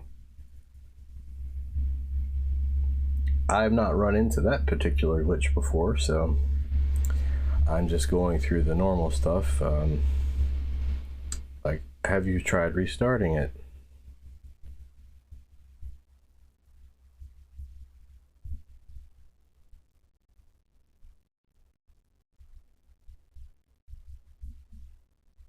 So we'll see if that fixes it.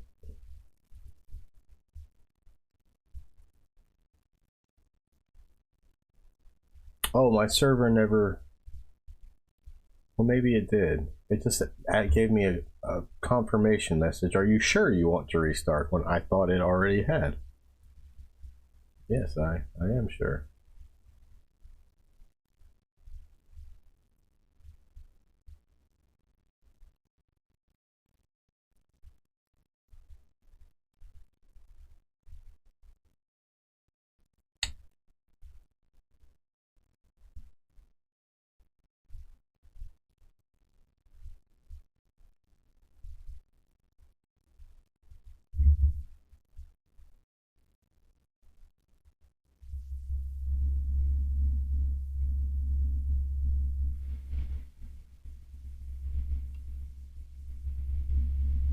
Okay.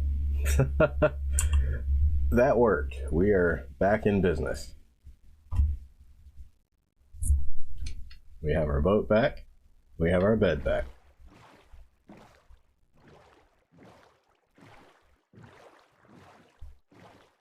All you can really say in situations like that is, that's Minecraft for you. So I guess just pretend you're on a sitcom from the 1970s and then say that, and everything will be fine. Maybe shrug and break the fourth wall.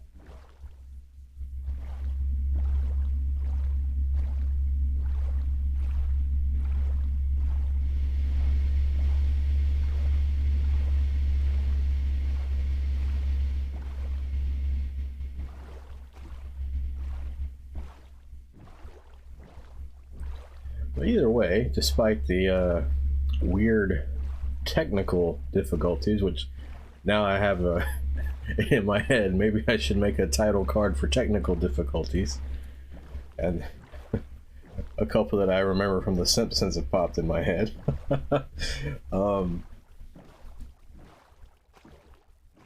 That was, though, a pretty good haul. We ended up going to 3 shipwrecks instead of 2. Normally I would check out these underwater ruins, but I don't have any room in my inventory. It's nighttime and one of those zombies has a trident because I heard it. Fortunately, he missed me. It's a sort of metally spring sounding thing you keep hearing. It wouldn't take more than probably 3 or 4 hits for him to kill me with that.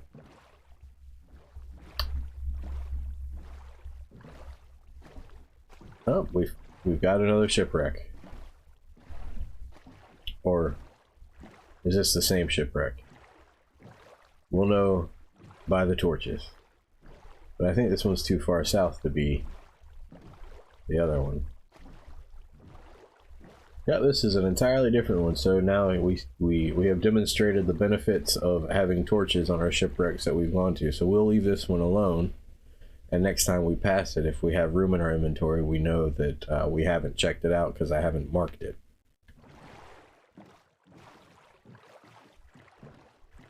But as you can see, I don't have the means to take really anything else.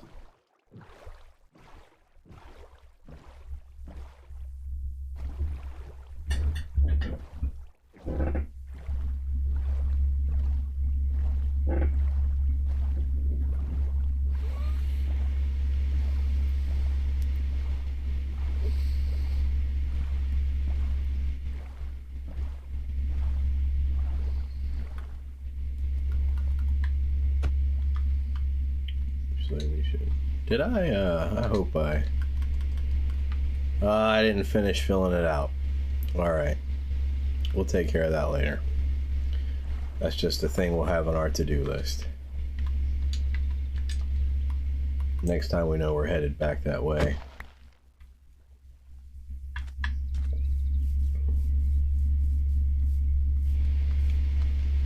I was just so sort of intrigued by having found a buried treasure in the middle of a village rather than on the side of a beach that I forgot to fill out the map.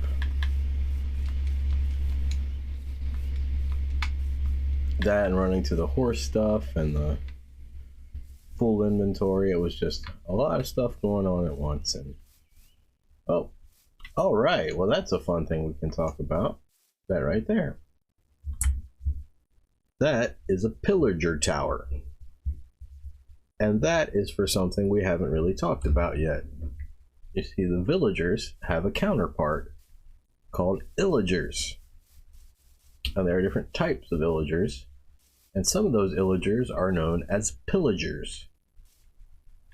And that is a pillager tower where they spawn.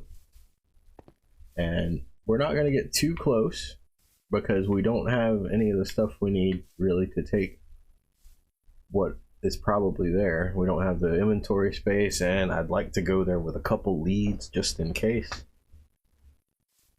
I'd also like to go there with better weapons and armor we have, because pillagers, they want to kill you just like Minecraft does, except more so. Maybe we'll sort of kite around it, but not get so close that we're in any real danger. But there can be an iron golem trapped here. Oh, you can see one up there right now. There's one. He's got his crossbow. But there can be an iron golem trapped up there. There can be these little flying things called allays. They have a sort of evil counterpart that hangs out with the pillagers and pillagers, known as a vex. But there's these tiny little flying things. The vexes will attack you, but the allays, if they... Oh, I've been spotted. The allays will sort of help you. If you hand them an item, what they'll do is they'll look for more of that item, and they'll go collect all of it that they find in the immediate vicinity. And oh,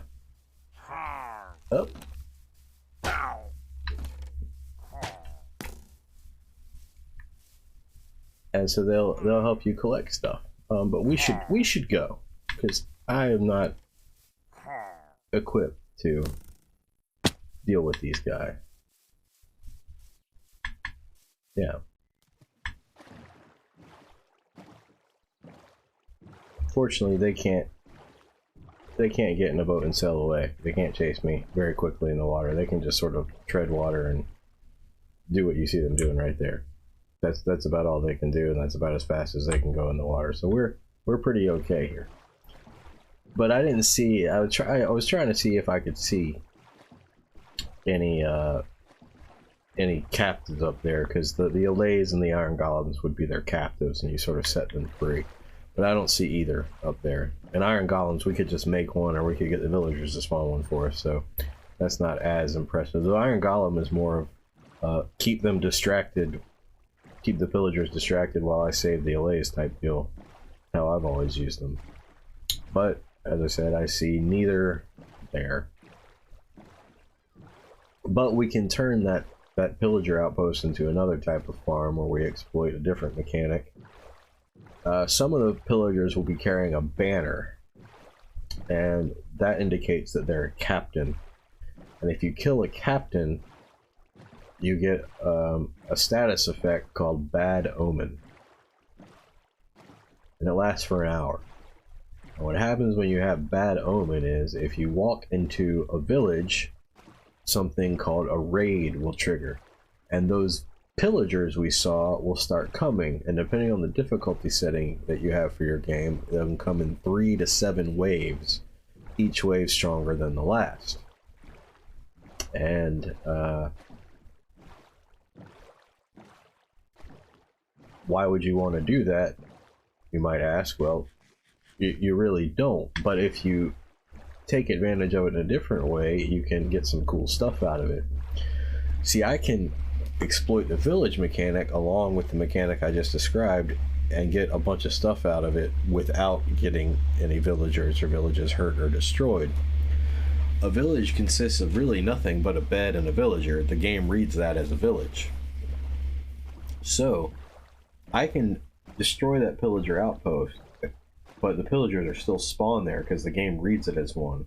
And I can build a mechanism around it that causes the pillagers to all spawn around there, kill them till I finally see a captain, kill the captain. Now I've triggered Bad Omen, and then I can sort of walk over to my fake village that's just a villager in a bed, and the villager himself will be protected where no one can get to him. And just walking near it will trigger a raid, which I can then use a machine to sort of rig it so they spawn exactly on the spot I want them to, and then they get killed by the machine, and I get all their drops. Their drops being extremely valuable, you can get thousands of emeralds in just minutes sometimes to trade with the villagers. And you can also get these things called Totems of Undying, which you hold in your offhand, like I've been doing with the torches. You know, and I didn't think about it. If I had done that, I would have had one more space in my inventory. Oh well. Anyway, if you have a Totem of Undying and you die, you don't die.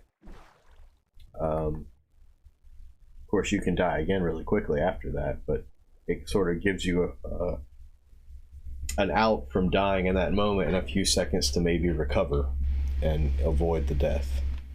So you get those from raids. All right.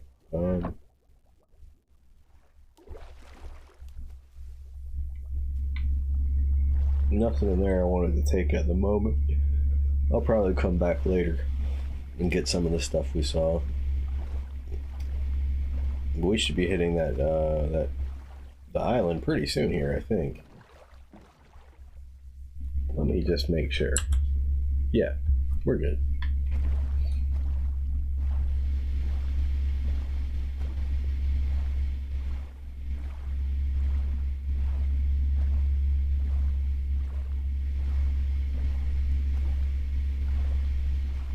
And I guess now we just look for the trees we planted.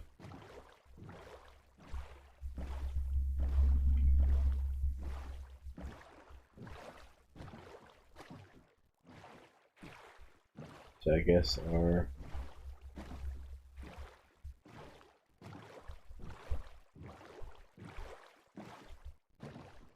oh, is this that smaller island that's north of our island?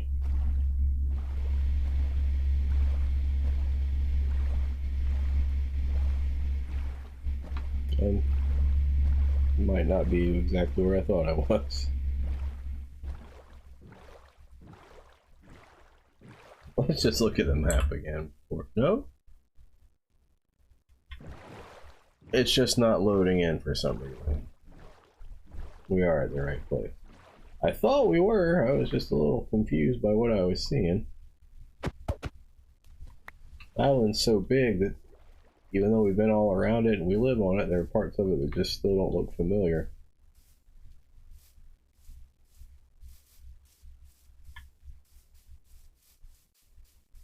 But we'll find it. I'm pretty sure we live on the northern side. The northern side, but the southern side of the lake. And the lake is sort of more the northeast side, I guess.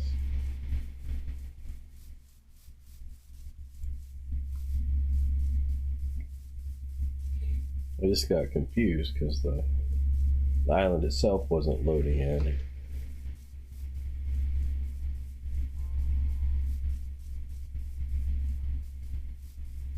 also sitting here talking about pillagers and raid farms and whatnot, you almost end up your brain on autopilot, not paying attention to where you're going or what you're doing. I bet you I will have a number of deaths as a direct result of talking more than playing. But that's fun. That's all part of it. I think I see the trees. Yeah, we have made it. Let's unload all of our goodies and see how our trees are doing. And maybe take a quick look at how we want to farm our trees.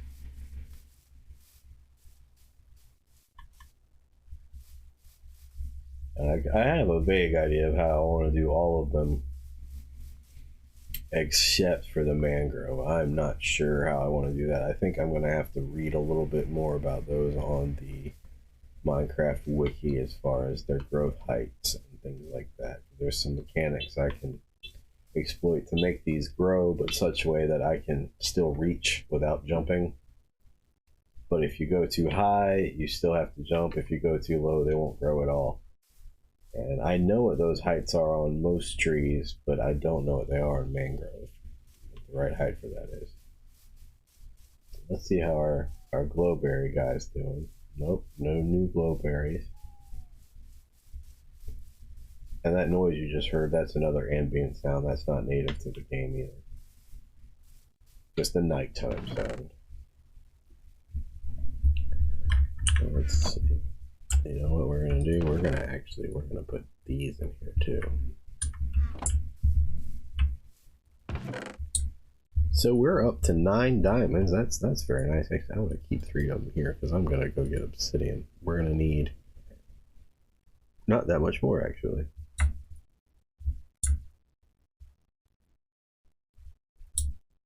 Golden apples are nice. You eat those and you get a bit of what's called fire resistant. So if you're in lava or something, the effects aren't as bad. So let's explain these enchantments a little bit. This is protection 1. I think protection goes all the way up to 4, maybe 5. And there are different types of protection. This one's just generalized protection. Protection 1 gives you 2+ armor. There's also blast protection and fire protection. I typically go with fire protection because I find that in my experience lava is what usually does me in more often than blasts, which is what this has, and I think that also goes up to 4 or 5. Thorns, what that means is, and these numbers just mean there's different levels and each level stronger than the previous one. What that means, if something attacks you, it takes damage as well. Even if it shoots you with a bow, it will take damage. So if your armor is strong enough, in theory, you could kill someone else without dying and without hitting them by just them attacking you. So that's kind of a neat one. I don't particularly like that one because you end up hurting things you also maybe didn't want to hurt. That's how some things that you're trying to, like, say you're trying to move villagers around, you might accidentally end up killing villagers without even touching them if things go a certain way.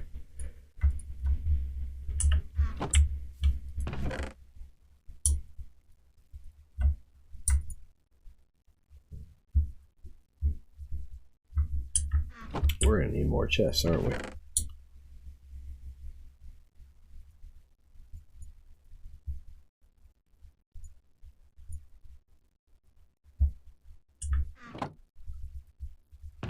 Yeah, I think we're gonna need more chests. Oh, well, good. We got 2 of them. And it might actually be time to start looking into finally building some sort of, if not house, just maybe storage shed.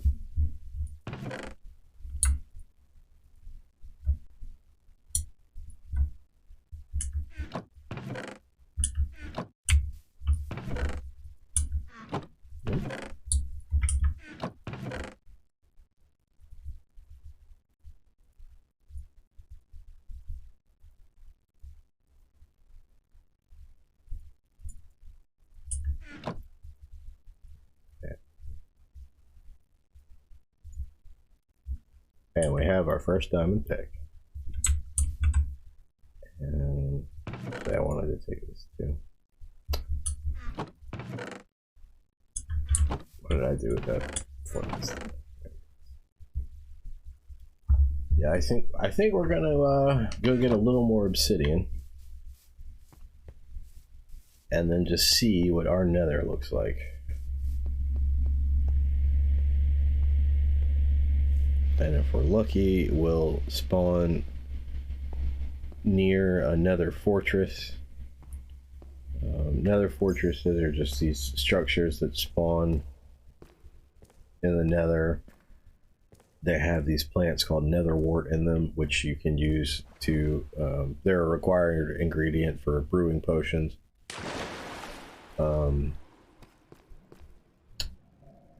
They have these things called wither skeletons, which are even more dangerous than regular skeletons, because when they hit you, they give you an effect called withering, which you can just die from. You have to basically keep eating until the effect goes to counter your health going down. But those wither skeletons have a, I want to say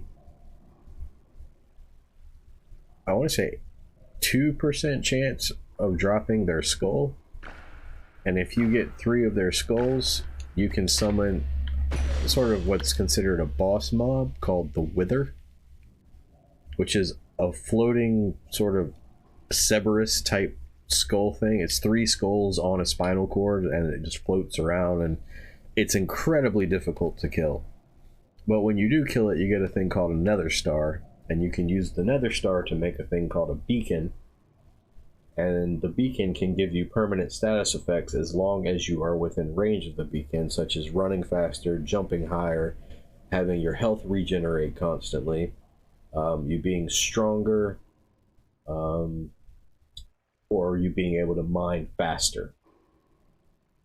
And if you build those beacons and then put them on a pyramid made out of blocks that are, you can make diamond blocks, gold blocks, emerald blocks, netherite blocks, so that's a very silly thing to do, and iron blocks. Having a beacon with, and you make a pyramid and you put the beacon on top of the pyramid, and that's what activates the beacon, along with putting an ingot in it. But the thing is, the ingot and the blocks don't matter. A diamond block pyramid does the same thing as an iron ingot and an iron pyramid.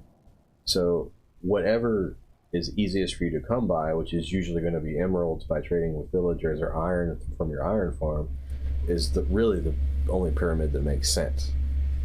So anyway, you can farm the wither skulls and then farm the withers and get a ton of nether stars to get a ton of beacons. It's sort of a this, then this, then this, then this gets you this. Anyway, let's get some obsidian.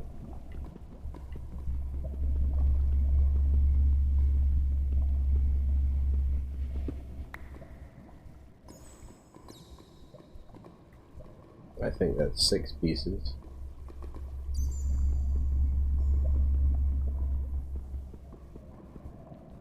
And obsidian is about I think the most difficult, or not difficult, but it takes longer to mine obsidian than anything else. Like, apparently I can't even stand there because I'll suffocate in the water. And I have to start all over. I messed up there, not realizing it was going to take that long to mine the obsidian. Well, crap, it just went into the lava. But I messed up because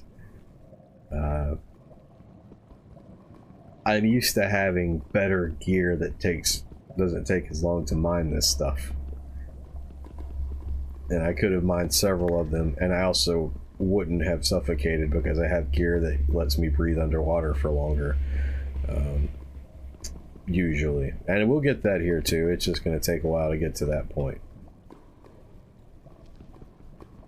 I'm gonna, I think I can build what I want with 12 obsidian.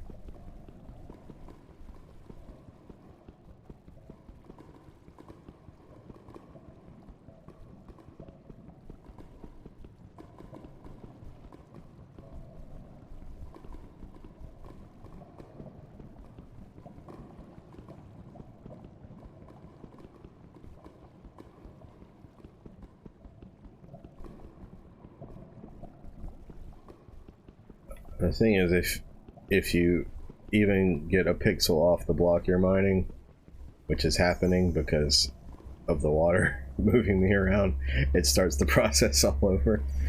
And I was just sitting here, standing here, not really paying attention for a minute, thinking about where I wanted to put the portal on the surface. Alright, we'll get one more.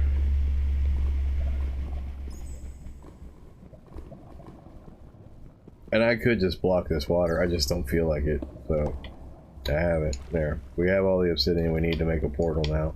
And I could make it down here, it's just I don't want to have to come down here every time I want to use it, so I'm putting it up on the surface.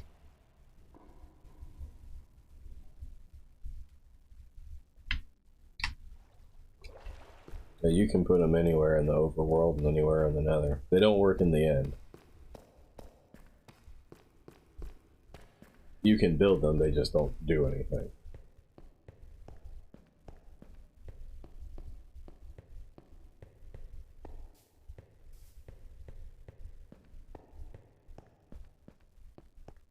So the question is, where should we put it? And the answer is, this is going to be a temporary portal, so it doesn't really matter. But just out of the way is what we're going for. And I think out of the way might just be right here.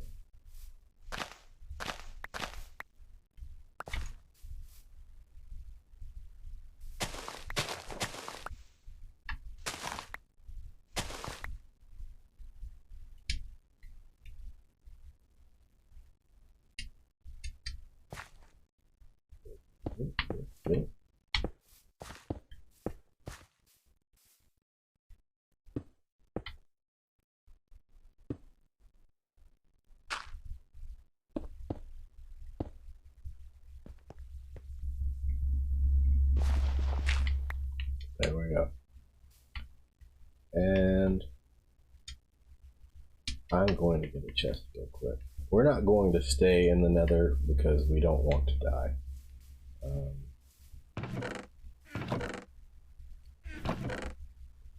Did I? Oh, yeah, I put it over here.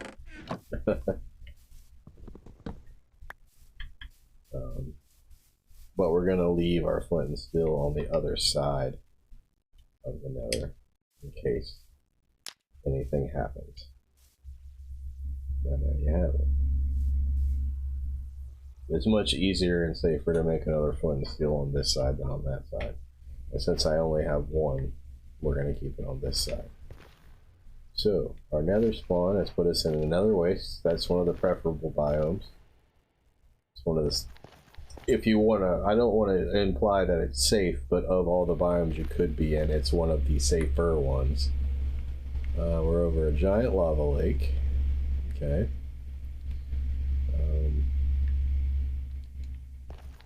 Looks like there's a crimson forest over that way, I can tell, because those are crimson forest type plants floating there.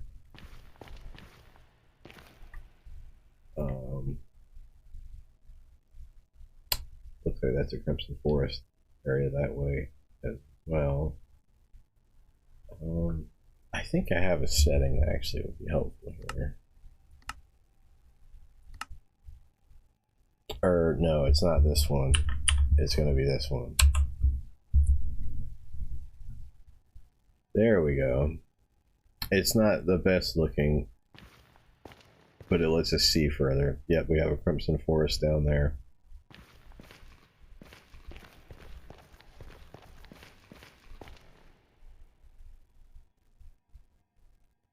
Okay. And we have another fortress over this way, which is what we wanted. Before I do anything though, let me just remember that I'm doing this.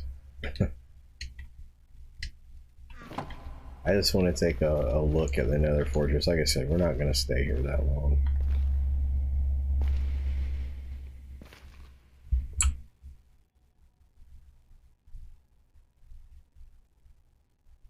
Okay. What we're looking for is a crossroads. Looks like there might be some that way. The reason we're looking for a crossroads is because that's where withers spawn. Oh, interesting. Okay. I'd never noticed this about my shader before. Well, that's what I have that made the distance change. This is a shader. Typically, it makes the game look better. Just with this much lava, there's too much going on, and it doesn't look better.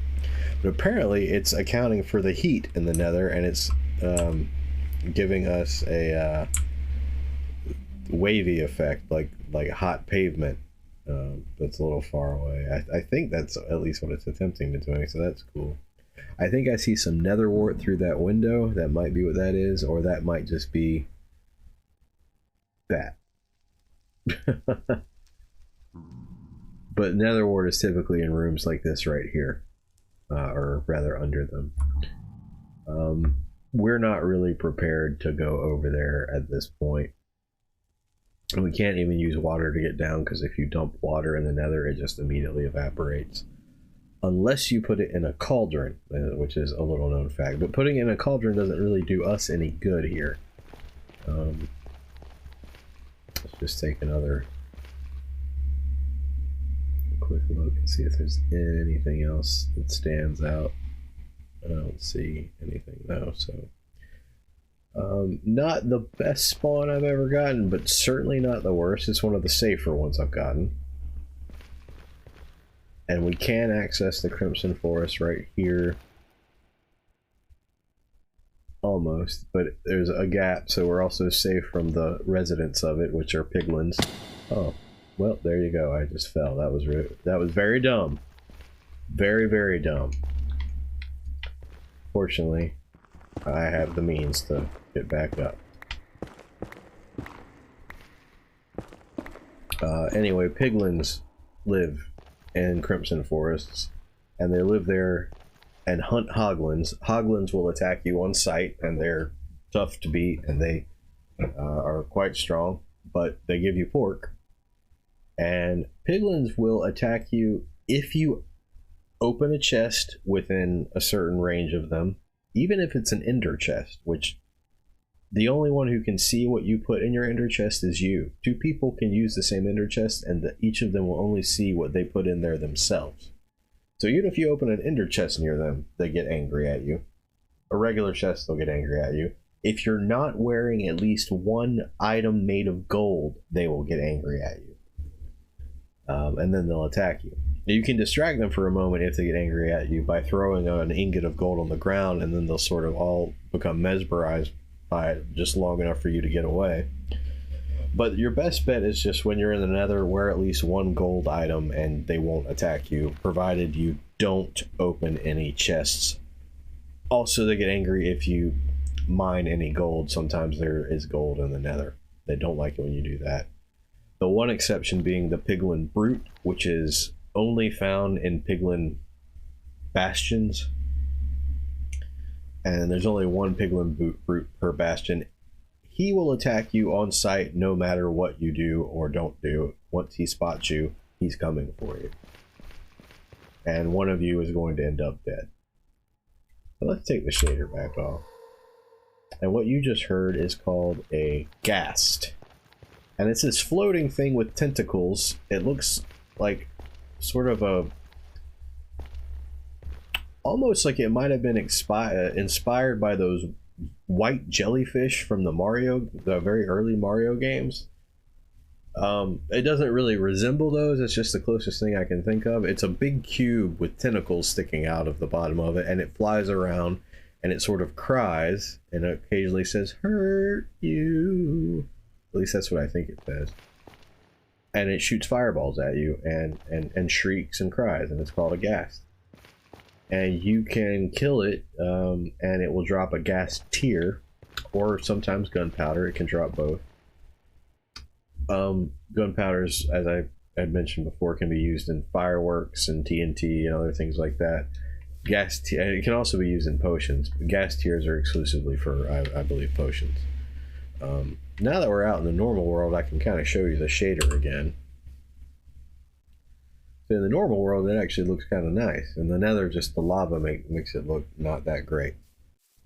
But there are parts of the nether where it will look quite nice. That just wasn't one of the spots.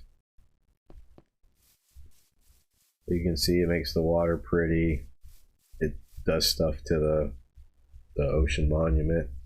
There are pros and cons to the shader. It's harder to see the monument, but the monument looks better. And there are different shaders. This is my favorite one. It's called Complementary. And there's a couple that I really like, but this is my go-to. But we'll take it off for now. Because most people who watch Minecraft like to see as close to vanilla to Minecraft as they can. Shaders are more for taking pictures or short clips. Our berries are coming in nicely. Looks like most of our trees have grown. Not all the jungle, but they're grown. They're getting closer to growing. And I'm not sure whether or not these vines can prevent. No, I don't think they can because they're right there. I was going to say maybe these vines can prevent them, but I don't think that's the case.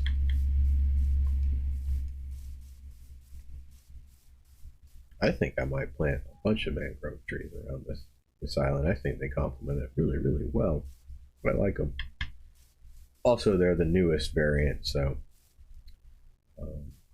one thing I think I want to do is go ahead and chop a little bit of mangrove. Just enough to do one thing.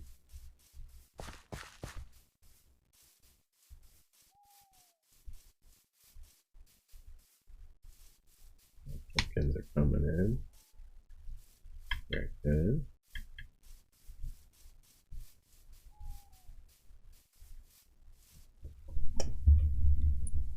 Here we go. You see, I've decided I want a mangrove boat instead of a birch boat now. So now we have that.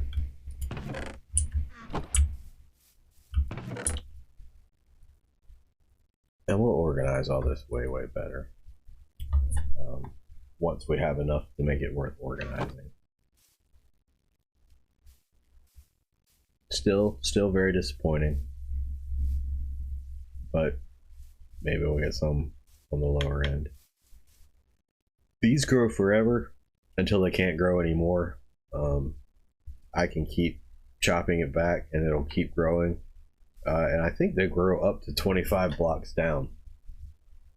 But if you shear them or just break them, yeah, they'll just grow and grow again until they run into the ground or hit 25 blocks, or rather reach 25 blocks below where they start. What I think I'm going to do now is chop some trees just to get the wood and not sleep, so maybe I can show off the phantoms that I wasn't able to last night because it just didn't work out that way.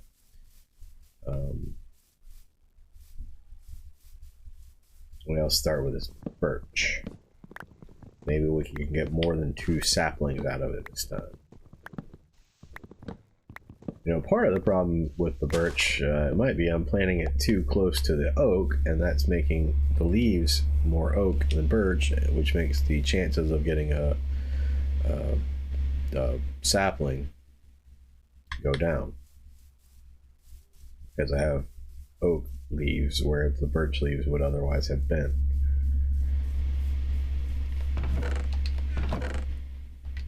I'm looking for my hoe, which is almost gone and not really worth it. So we'll make another one.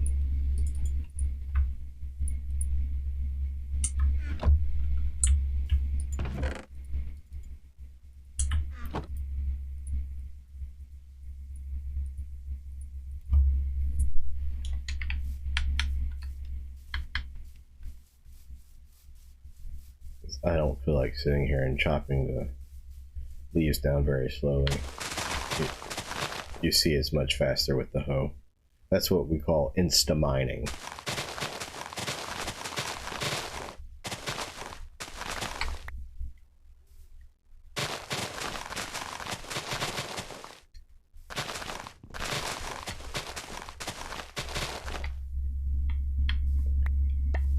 we forgot to get more birch while we were out. Not that we would have had room for it in our inventory anyway, but... Oh, now we have 3. Alright, so we've gone up a little bit. That's good. I'll just put these over here where they have a little more room.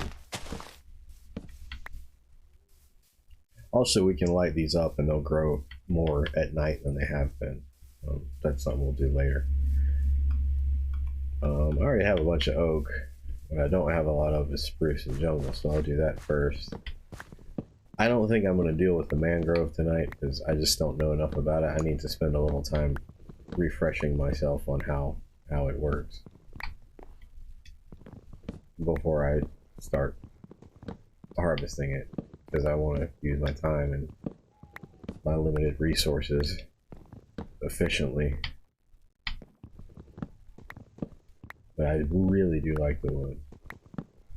And again, that might be in part just because it's the new one.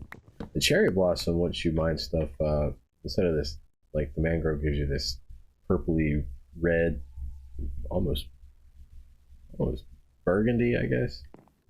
The cherry is going to be pink, so we're going to have pink boats.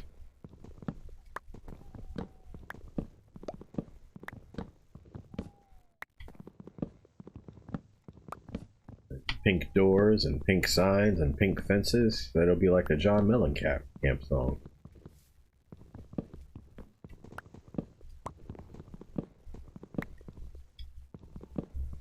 And we can sing about how ain't that Minecraft. But we can't sing it out loud because we'll get DMCA, I believe is what it's called. We'll get them after us. They don't like when you do that.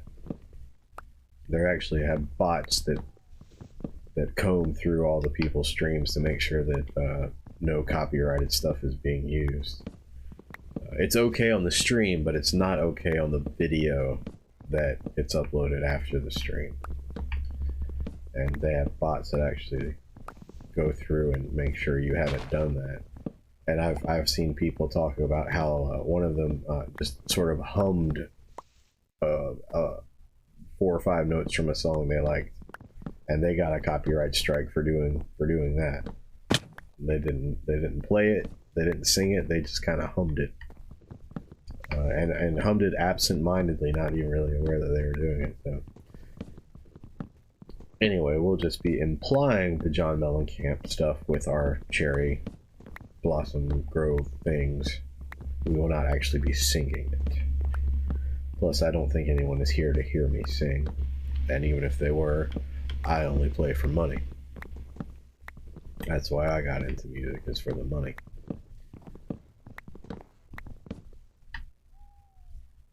I wonder how many people actually believe what I just said. I hope none of you do. Anyway.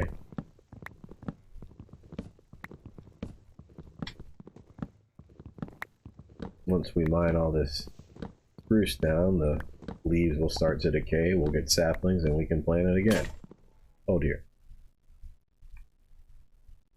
Need to be more aware. I'm just so used to having this little noise ping before my stuff breaks that I've, I guess, become dependent on it, and I need to, since I don't have that available here, I need to reacclimate to not having it.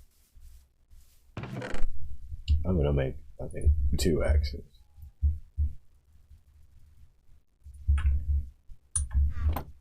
I have just enough sticks to do that. There we go.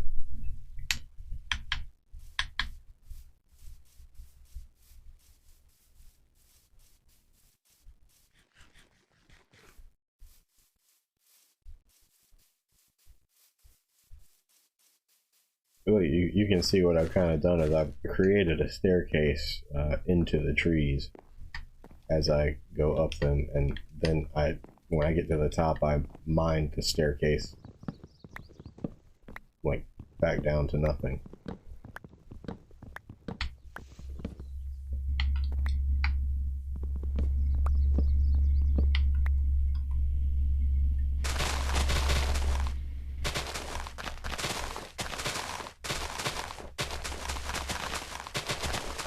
I don't really need to do that. It's just so satisfying.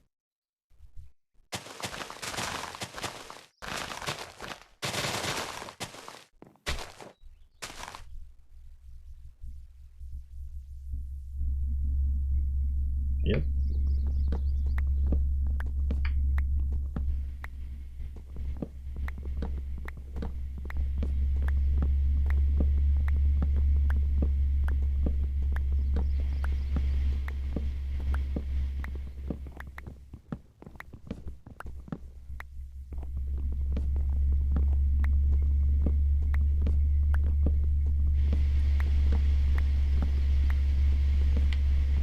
And I'm gonna do the exact same thing with the jungle tree, just I don't have as much jungle tree to do it with.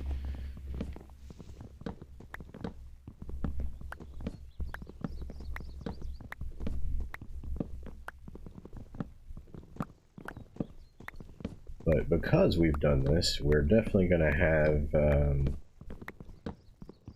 our pick of whatever wooden material we want our starter house over on this area to be. And I think I'm gonna go more ambitious with the starter house over here. The original one I made the first night was literally just meant to be shelter and enough to get me through a few days. Because in that part of the world, I have to worry about mobs at night, and here I don't. So like I was saying, shelter wasn't as important. It's more about storage. But we want things to look nice. We want to have nice looking buildings. So I'm gonna have to think about what I want the first one to look like and get started on that. I haven't really even thought about what kind of house I want to live. I spent the last 5 years living in a Tudor mansion, and I really liked that. In the past, I've lived in a giant UFO. I've lived in skyscrapers. I've lived on a floating aircraft carrier. I don't know what I want to live in here. I have not figured that out yet. And I don't want to rush to the first thing I think of either. I want to really think about it, because the last place I lived in Minecraft, I lived there 5 years, and I guess technically still live there. And I absolutely loved that place from day one. And I spent a long time thinking about where I wanted to live. So I want to put the same thought into it here, and hopefully get the same satisfaction out of it, or perhaps even more. But as you can see, we have quite a lot of spruce now, just from that not very much spruce that we started with. What do we chop down? 5 or 6 trees.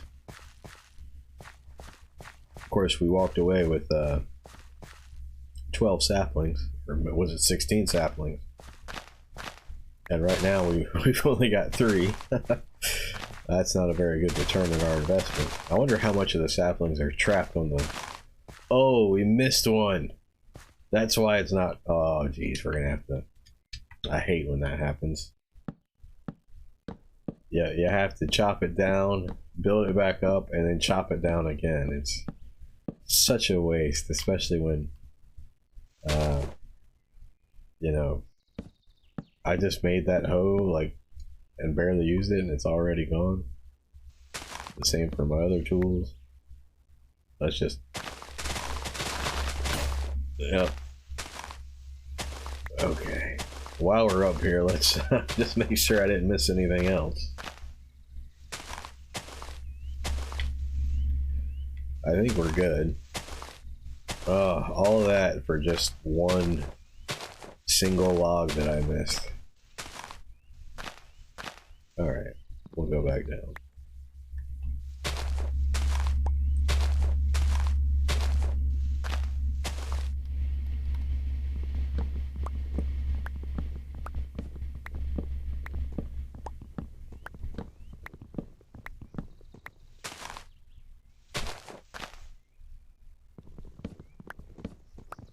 Gonna have to make probably another couple axes. We wasted quite a bit of this axe having to chop the tree down twice, though. That's our fault. That's on us. Yeah, we're not getting great return with the saplings. We started with 16 and now we have 8. That's annoying. I have another axe. Yeah. I didn't want to get halfway up the tree and be like, I have to come back down and get another axe. That'd be annoying. Less annoying than chopping a tree down, building it back up, and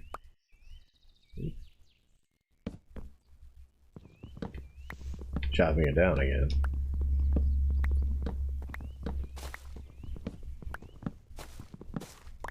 I don't know who came up with this way of mining trees. I feel like everyone came up with it on their own by themselves, because this is, no one taught me to do this, but everyone I've ever seen does it just like that.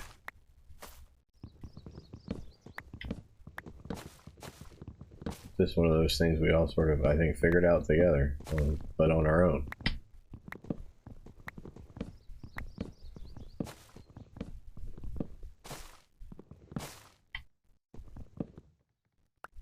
Oop.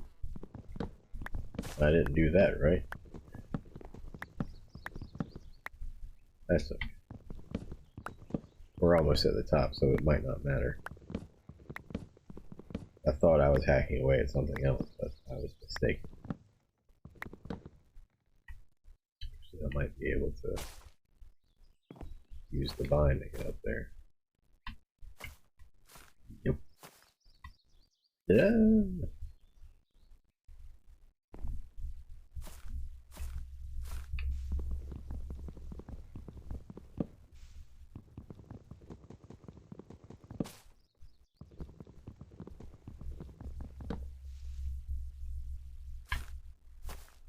There we go.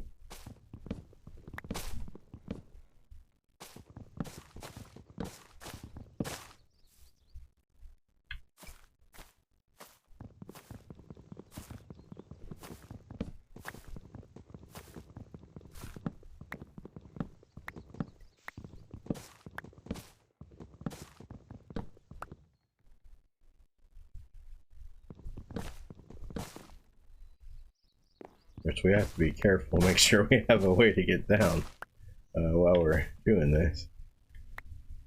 Yeah, we still do. Okay. I missed those somehow. That's annoying. I don't normally farm trees this way. I just kind of wanted to demonstrate that you could plant them this way. I'll be doing it a much more efficient way once we get started for real.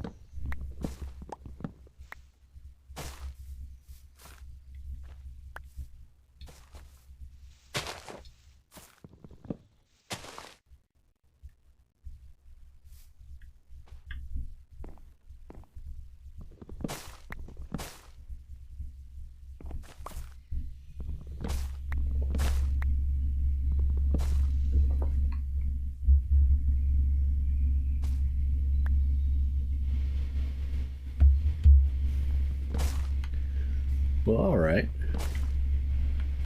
That's cool with me. That's probably what I'd do too. Oh, this is, I'm on the oak now.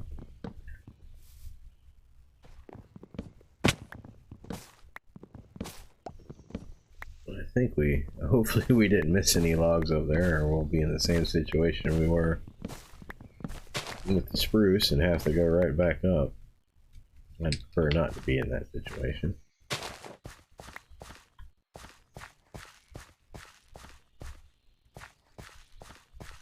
Well, we really got cheated on the spruce saplings this time around.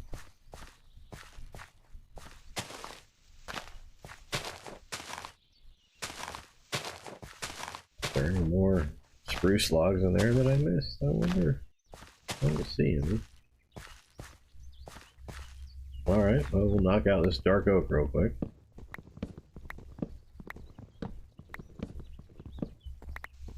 once we plant, chop, and replant these a few times, we'll have more saplings than we ever need. And we might could even start composting them and using them for bone meal, because we'll have so many. And bone meal is something you really can never have too much of.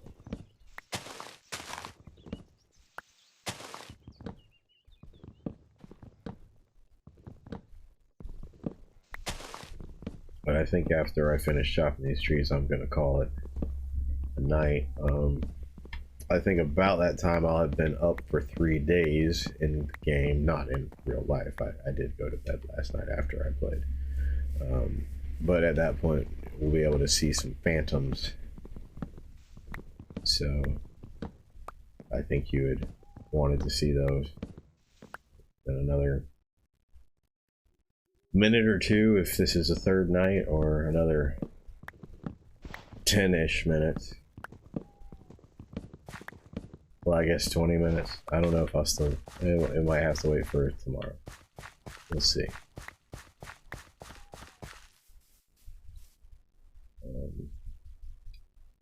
Well, I can't do anything with that. I need at least one more. We don't get the stuff we need, saplings we need, we'll have to go back to where we found these and get more. There we go. That's still disappointing though. Hopefully we get a few more that fall. And hopefully they come in multiples of 4. Let's maybe do it that way, because I think that's what got us trouble last time.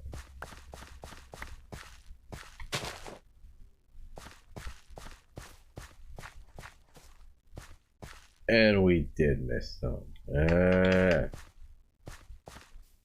Okay.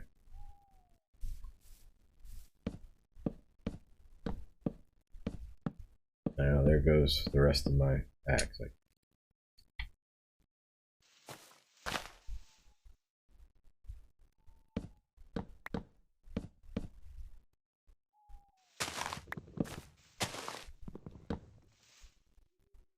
Hopefully that was it.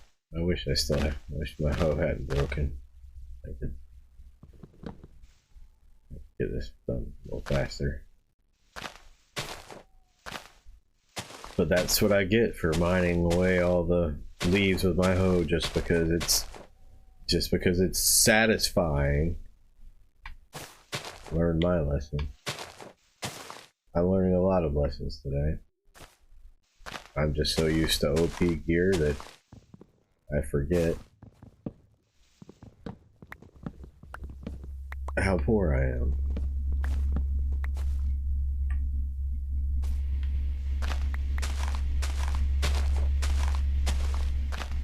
I think we're good on this one.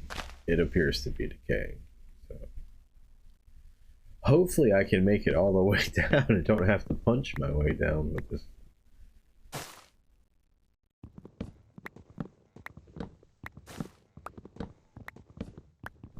Alright, we made it. And I'm thinking at this point the phantoms are probably coming when the next night happens. Oh well. That's fine. You know, I don't know if this texture pack that I have that makes the saplings do this. I don't know if these have to be reset to match those or not. So, to be safe, I'm just gonna. It's not supposed to change the mechanics at all.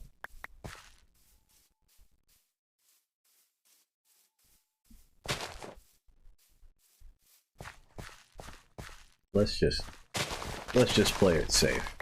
I'd rather start over and have them grow right than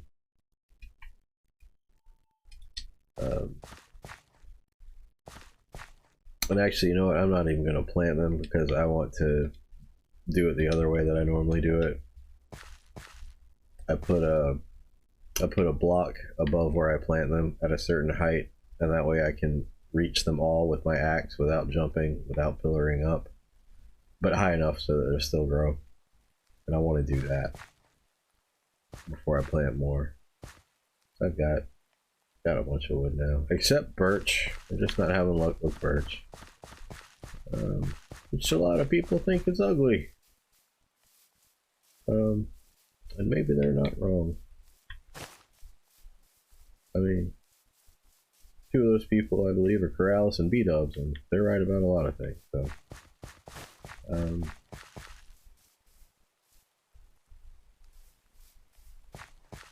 just kind of walking around hoping to catch any more saplings. I really wish I'd gotten some more. Oh yeah, that's right. I really wish I'd gotten more spruce out of that, because we had 16 when we started. Now we're down to 10. I feel like we should have, you know, at least 20.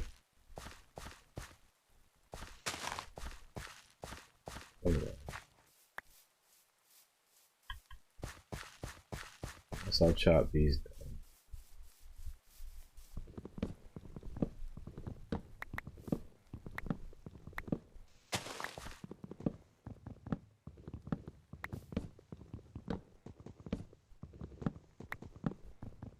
And the sun will be up soon, and then 10 more minutes till the night. Then the phantom should be here, and I think that's when we'll call it a night, when we see our first phantom. And if we're lucky, well, that was bad.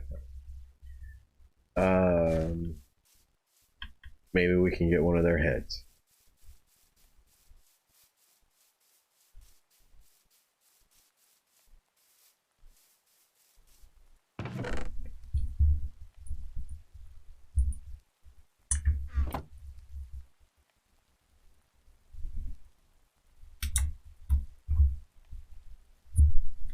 Okay. We can put it right next to this guy. Or we can wear it for a while, just to serve as an example to the other phantoms, so as to not mess with us. And more saplings falling over here. No, we're not that lucky today.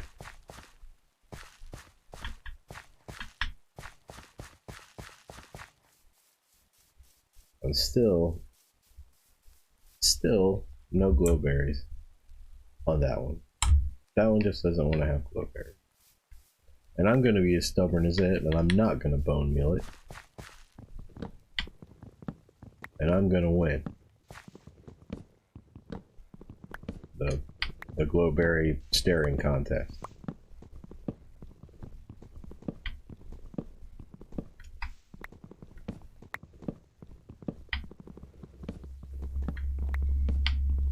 So I've heard you should never look directly at the glowberries so that you do not damage your eyes. I don't remember who said that, but probably Jeb. Jeb probably said that.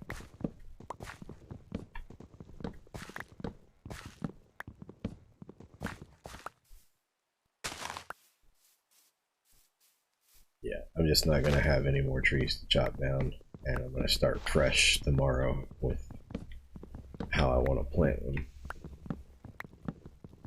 And then it will be easy to farm trees until I set up a gigalogs thing with maybe some TNT and other stuff to make this a somewhat more semi-automatic process.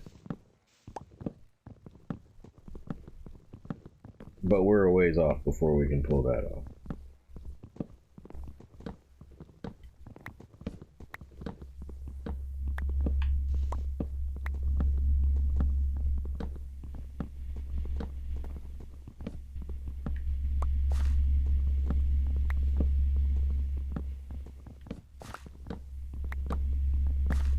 I'm glad you prefer glowberries.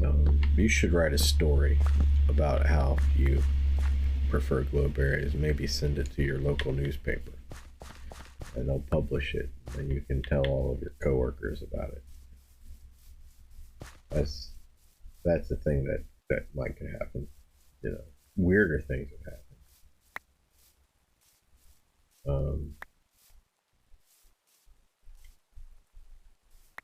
Undoubtedly.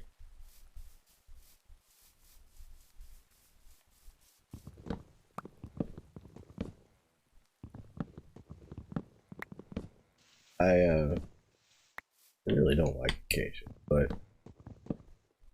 it's a great way to make sticks and chests without using the wood variants that I do like. I do like that color of it. It's when you turn it into planks that I just don't find it very appealing.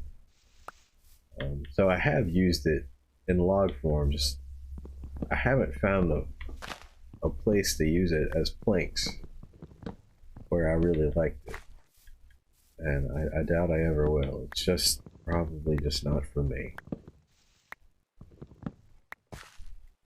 And we'll replant all of this too with the same idea as the others to manage the growth and whatnot.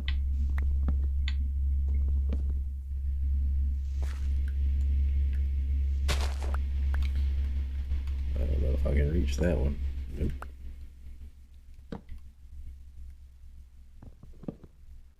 There we go. All right.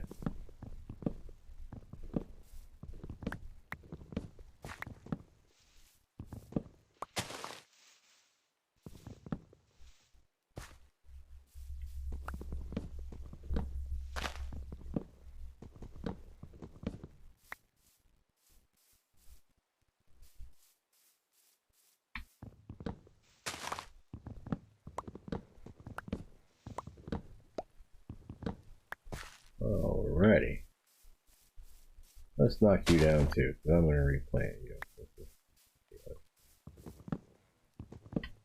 you. You've had your chance to grow, and you blew it. You blew it.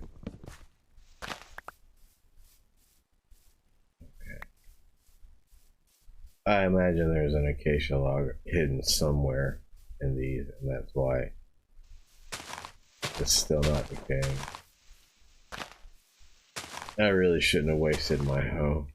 I mean, I can make another one, but I just don't feel like it.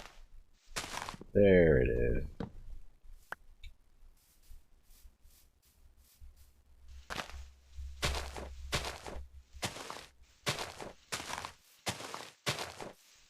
There's hopefully the only other.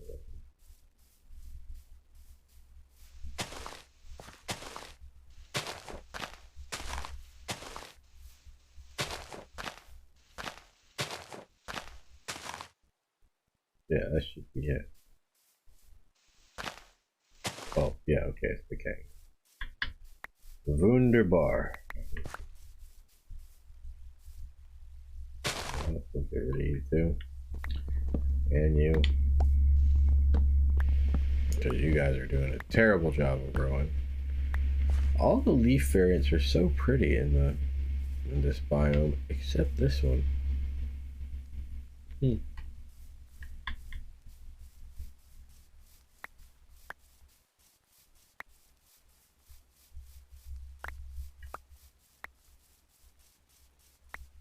I wonder why that is. I wonder who made that decision. Someone had to sit around and at a conference table and have that discussion one day. You know, fellas, what do you say we make birch not look as good on the Mushroom Islands?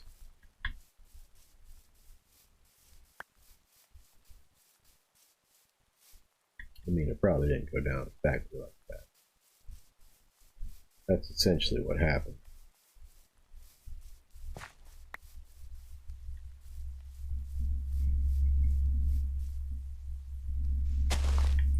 I bet we missed some more logs up there, because this should have decayed by now. It really should have. So we missed something.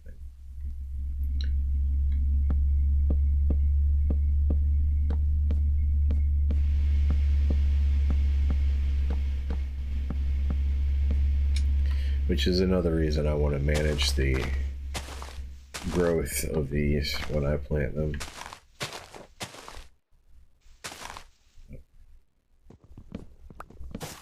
So I don't have to worry about this. If I can just reach all the logs from the ground, and we'll set it up so I can do it.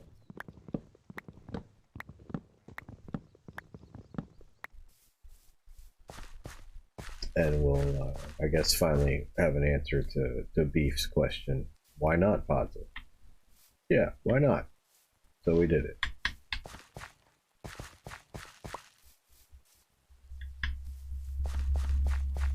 And it should be nighttime here in about 4 minutes. And then we can see some phantoms. Hopefully get a phantom head or two.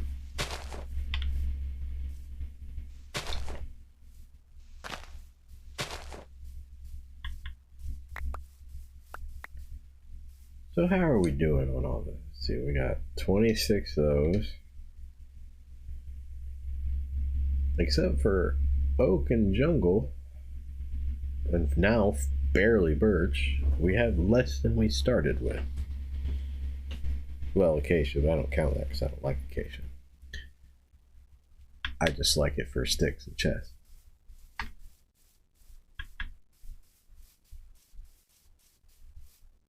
Oh, you know what I never did?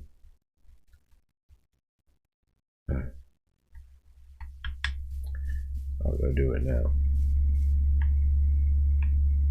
I'm gonna have to put a block there to stop that. You know what? I just won't plant these there.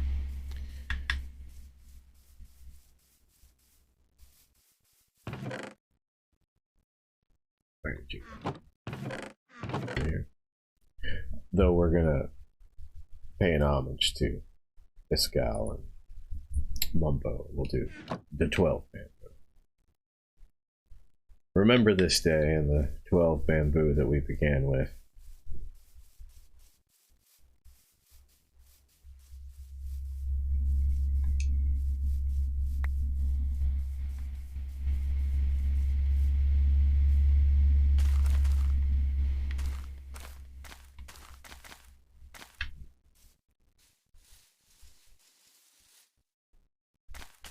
Fine.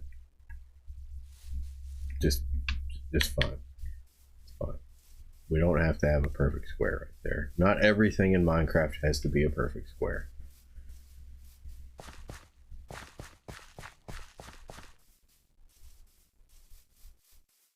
I hope I don't get in trouble for saying.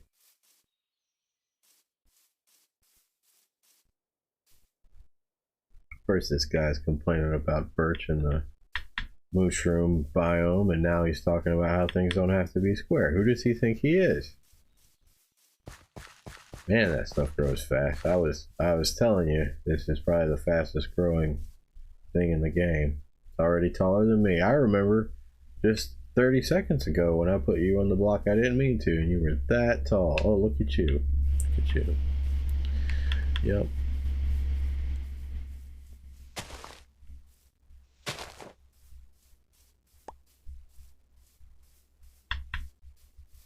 I don't think my fast leaf decay plugin is working.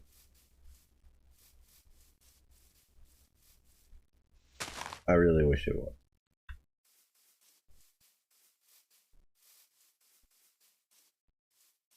I mean, really?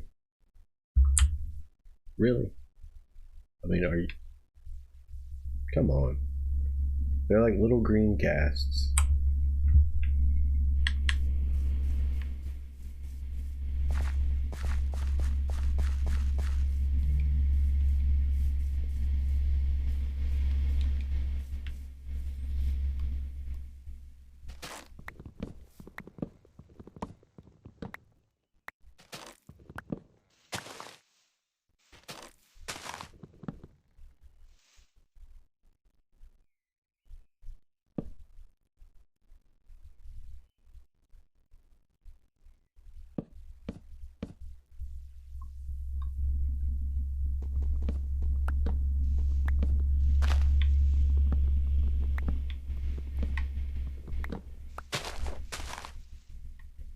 I was playing years ago on a custom world, someone had used a couple of programs. One was called Horizons, and one was called Appraisal.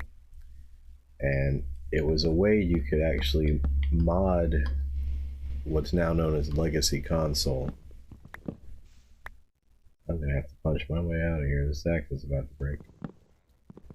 And one of the things they did is they had custom trees, and they were jungle trees, but they looked a lot like what mangrove trees have come to look like now. But this was back in 2014 on the Xbox 360. And the thing about them, since they were custom trees that didn't generate naturally, they were placed in with a world edit sort of thing. When you chop them down, none of the leaves decayed. You had to get all those manually. But also chopping them down was annoying because they just like these, the mangrove roots, they had sort of a step pattern from rating out from the directions, and then random logs inside of all the leaves. And I remember saying, they look so cool, but I hope the game never has anything like this. They're a pain to chop down. And now here we are. But I do really like them. The wood variant's just so beautiful. So we'll figure out a good way to harvest those.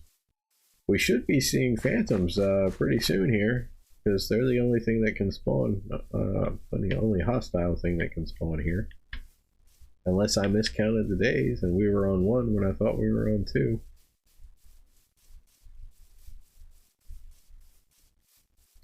I don't think they were spawning before because I had a block above me, those being the leaf blocks of the mangrove tree. So maybe they'll come and attack me while I'm minding my own business, just putting stuff in my chest.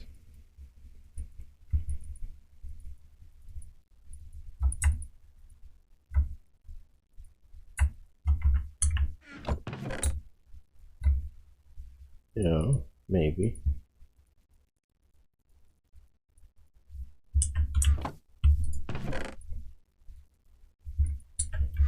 I'm tempted to make a diamond axe, actually. Actually was not an intentional pun there. I apologize.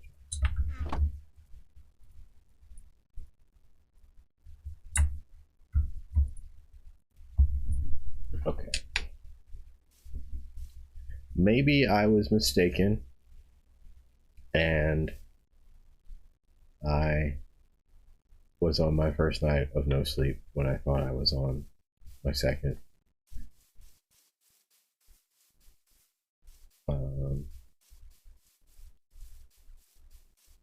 Because I should have been attacked by a phantom by now.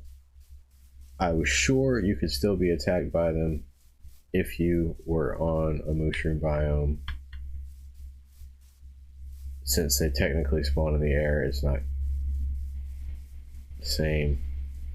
I guess I could be wrong, but I swear I remember on Hermitcraft when they had the Calmercial district on the same biome that phantoms were the only thing that they were constantly having to deal with when B-Dubs wasn't on the server going to sleep every 10 minutes.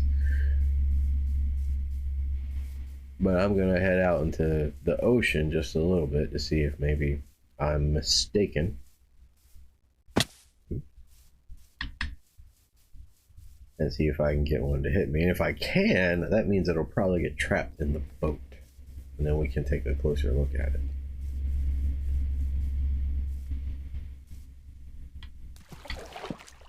Ooh. Okay. Alright. Come on, phantoms. We'll pretend we're Kevin McAllister in Home Alone. Come on. I'm not afraid anymore. It's not working. It must be the second night.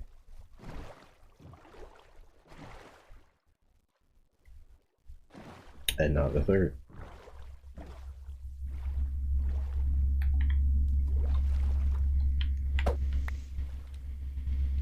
Okay. Well, we had some fun. we did a little bit more mining and didn't get anywhere with acquiring more diamonds. And we went back to those 2 shipwrecks we found, but didn't have the time or inventory space to deal with at the time. And then we found a 3rd shipwreck, and then ran out of inventory space again. And then we came back and did tree thing. More tree thing.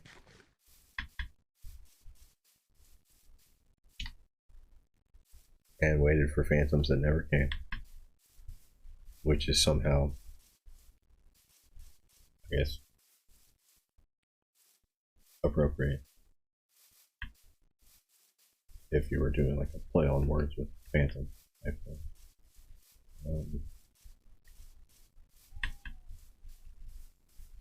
And we still, after 2 nights, don't have blueberries on this vine.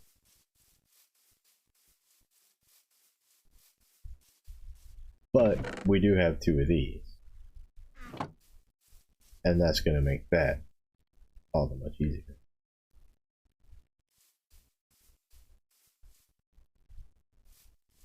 So,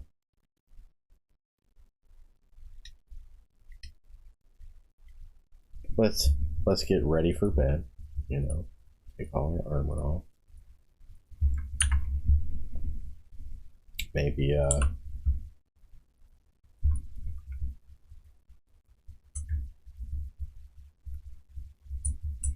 got our nightlight with our torch and glowberry, and we'll call it a night.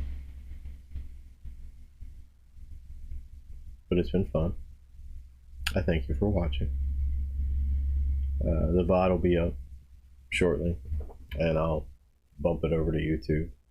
Hopefully the audio has improved from previously, because I have this new mic, and I'm going to be able to do some things to it in the next couple of days as I learn more about it and get to work with it, so I'm get more familiar with it. And hopefully we'll just make audio something we don't even think about anymore, because it's just dialed in. Anyway, I've been Captain Incredulous, and you've been wonderful. And I'm gonna go sleep, if you can believe it. Good night.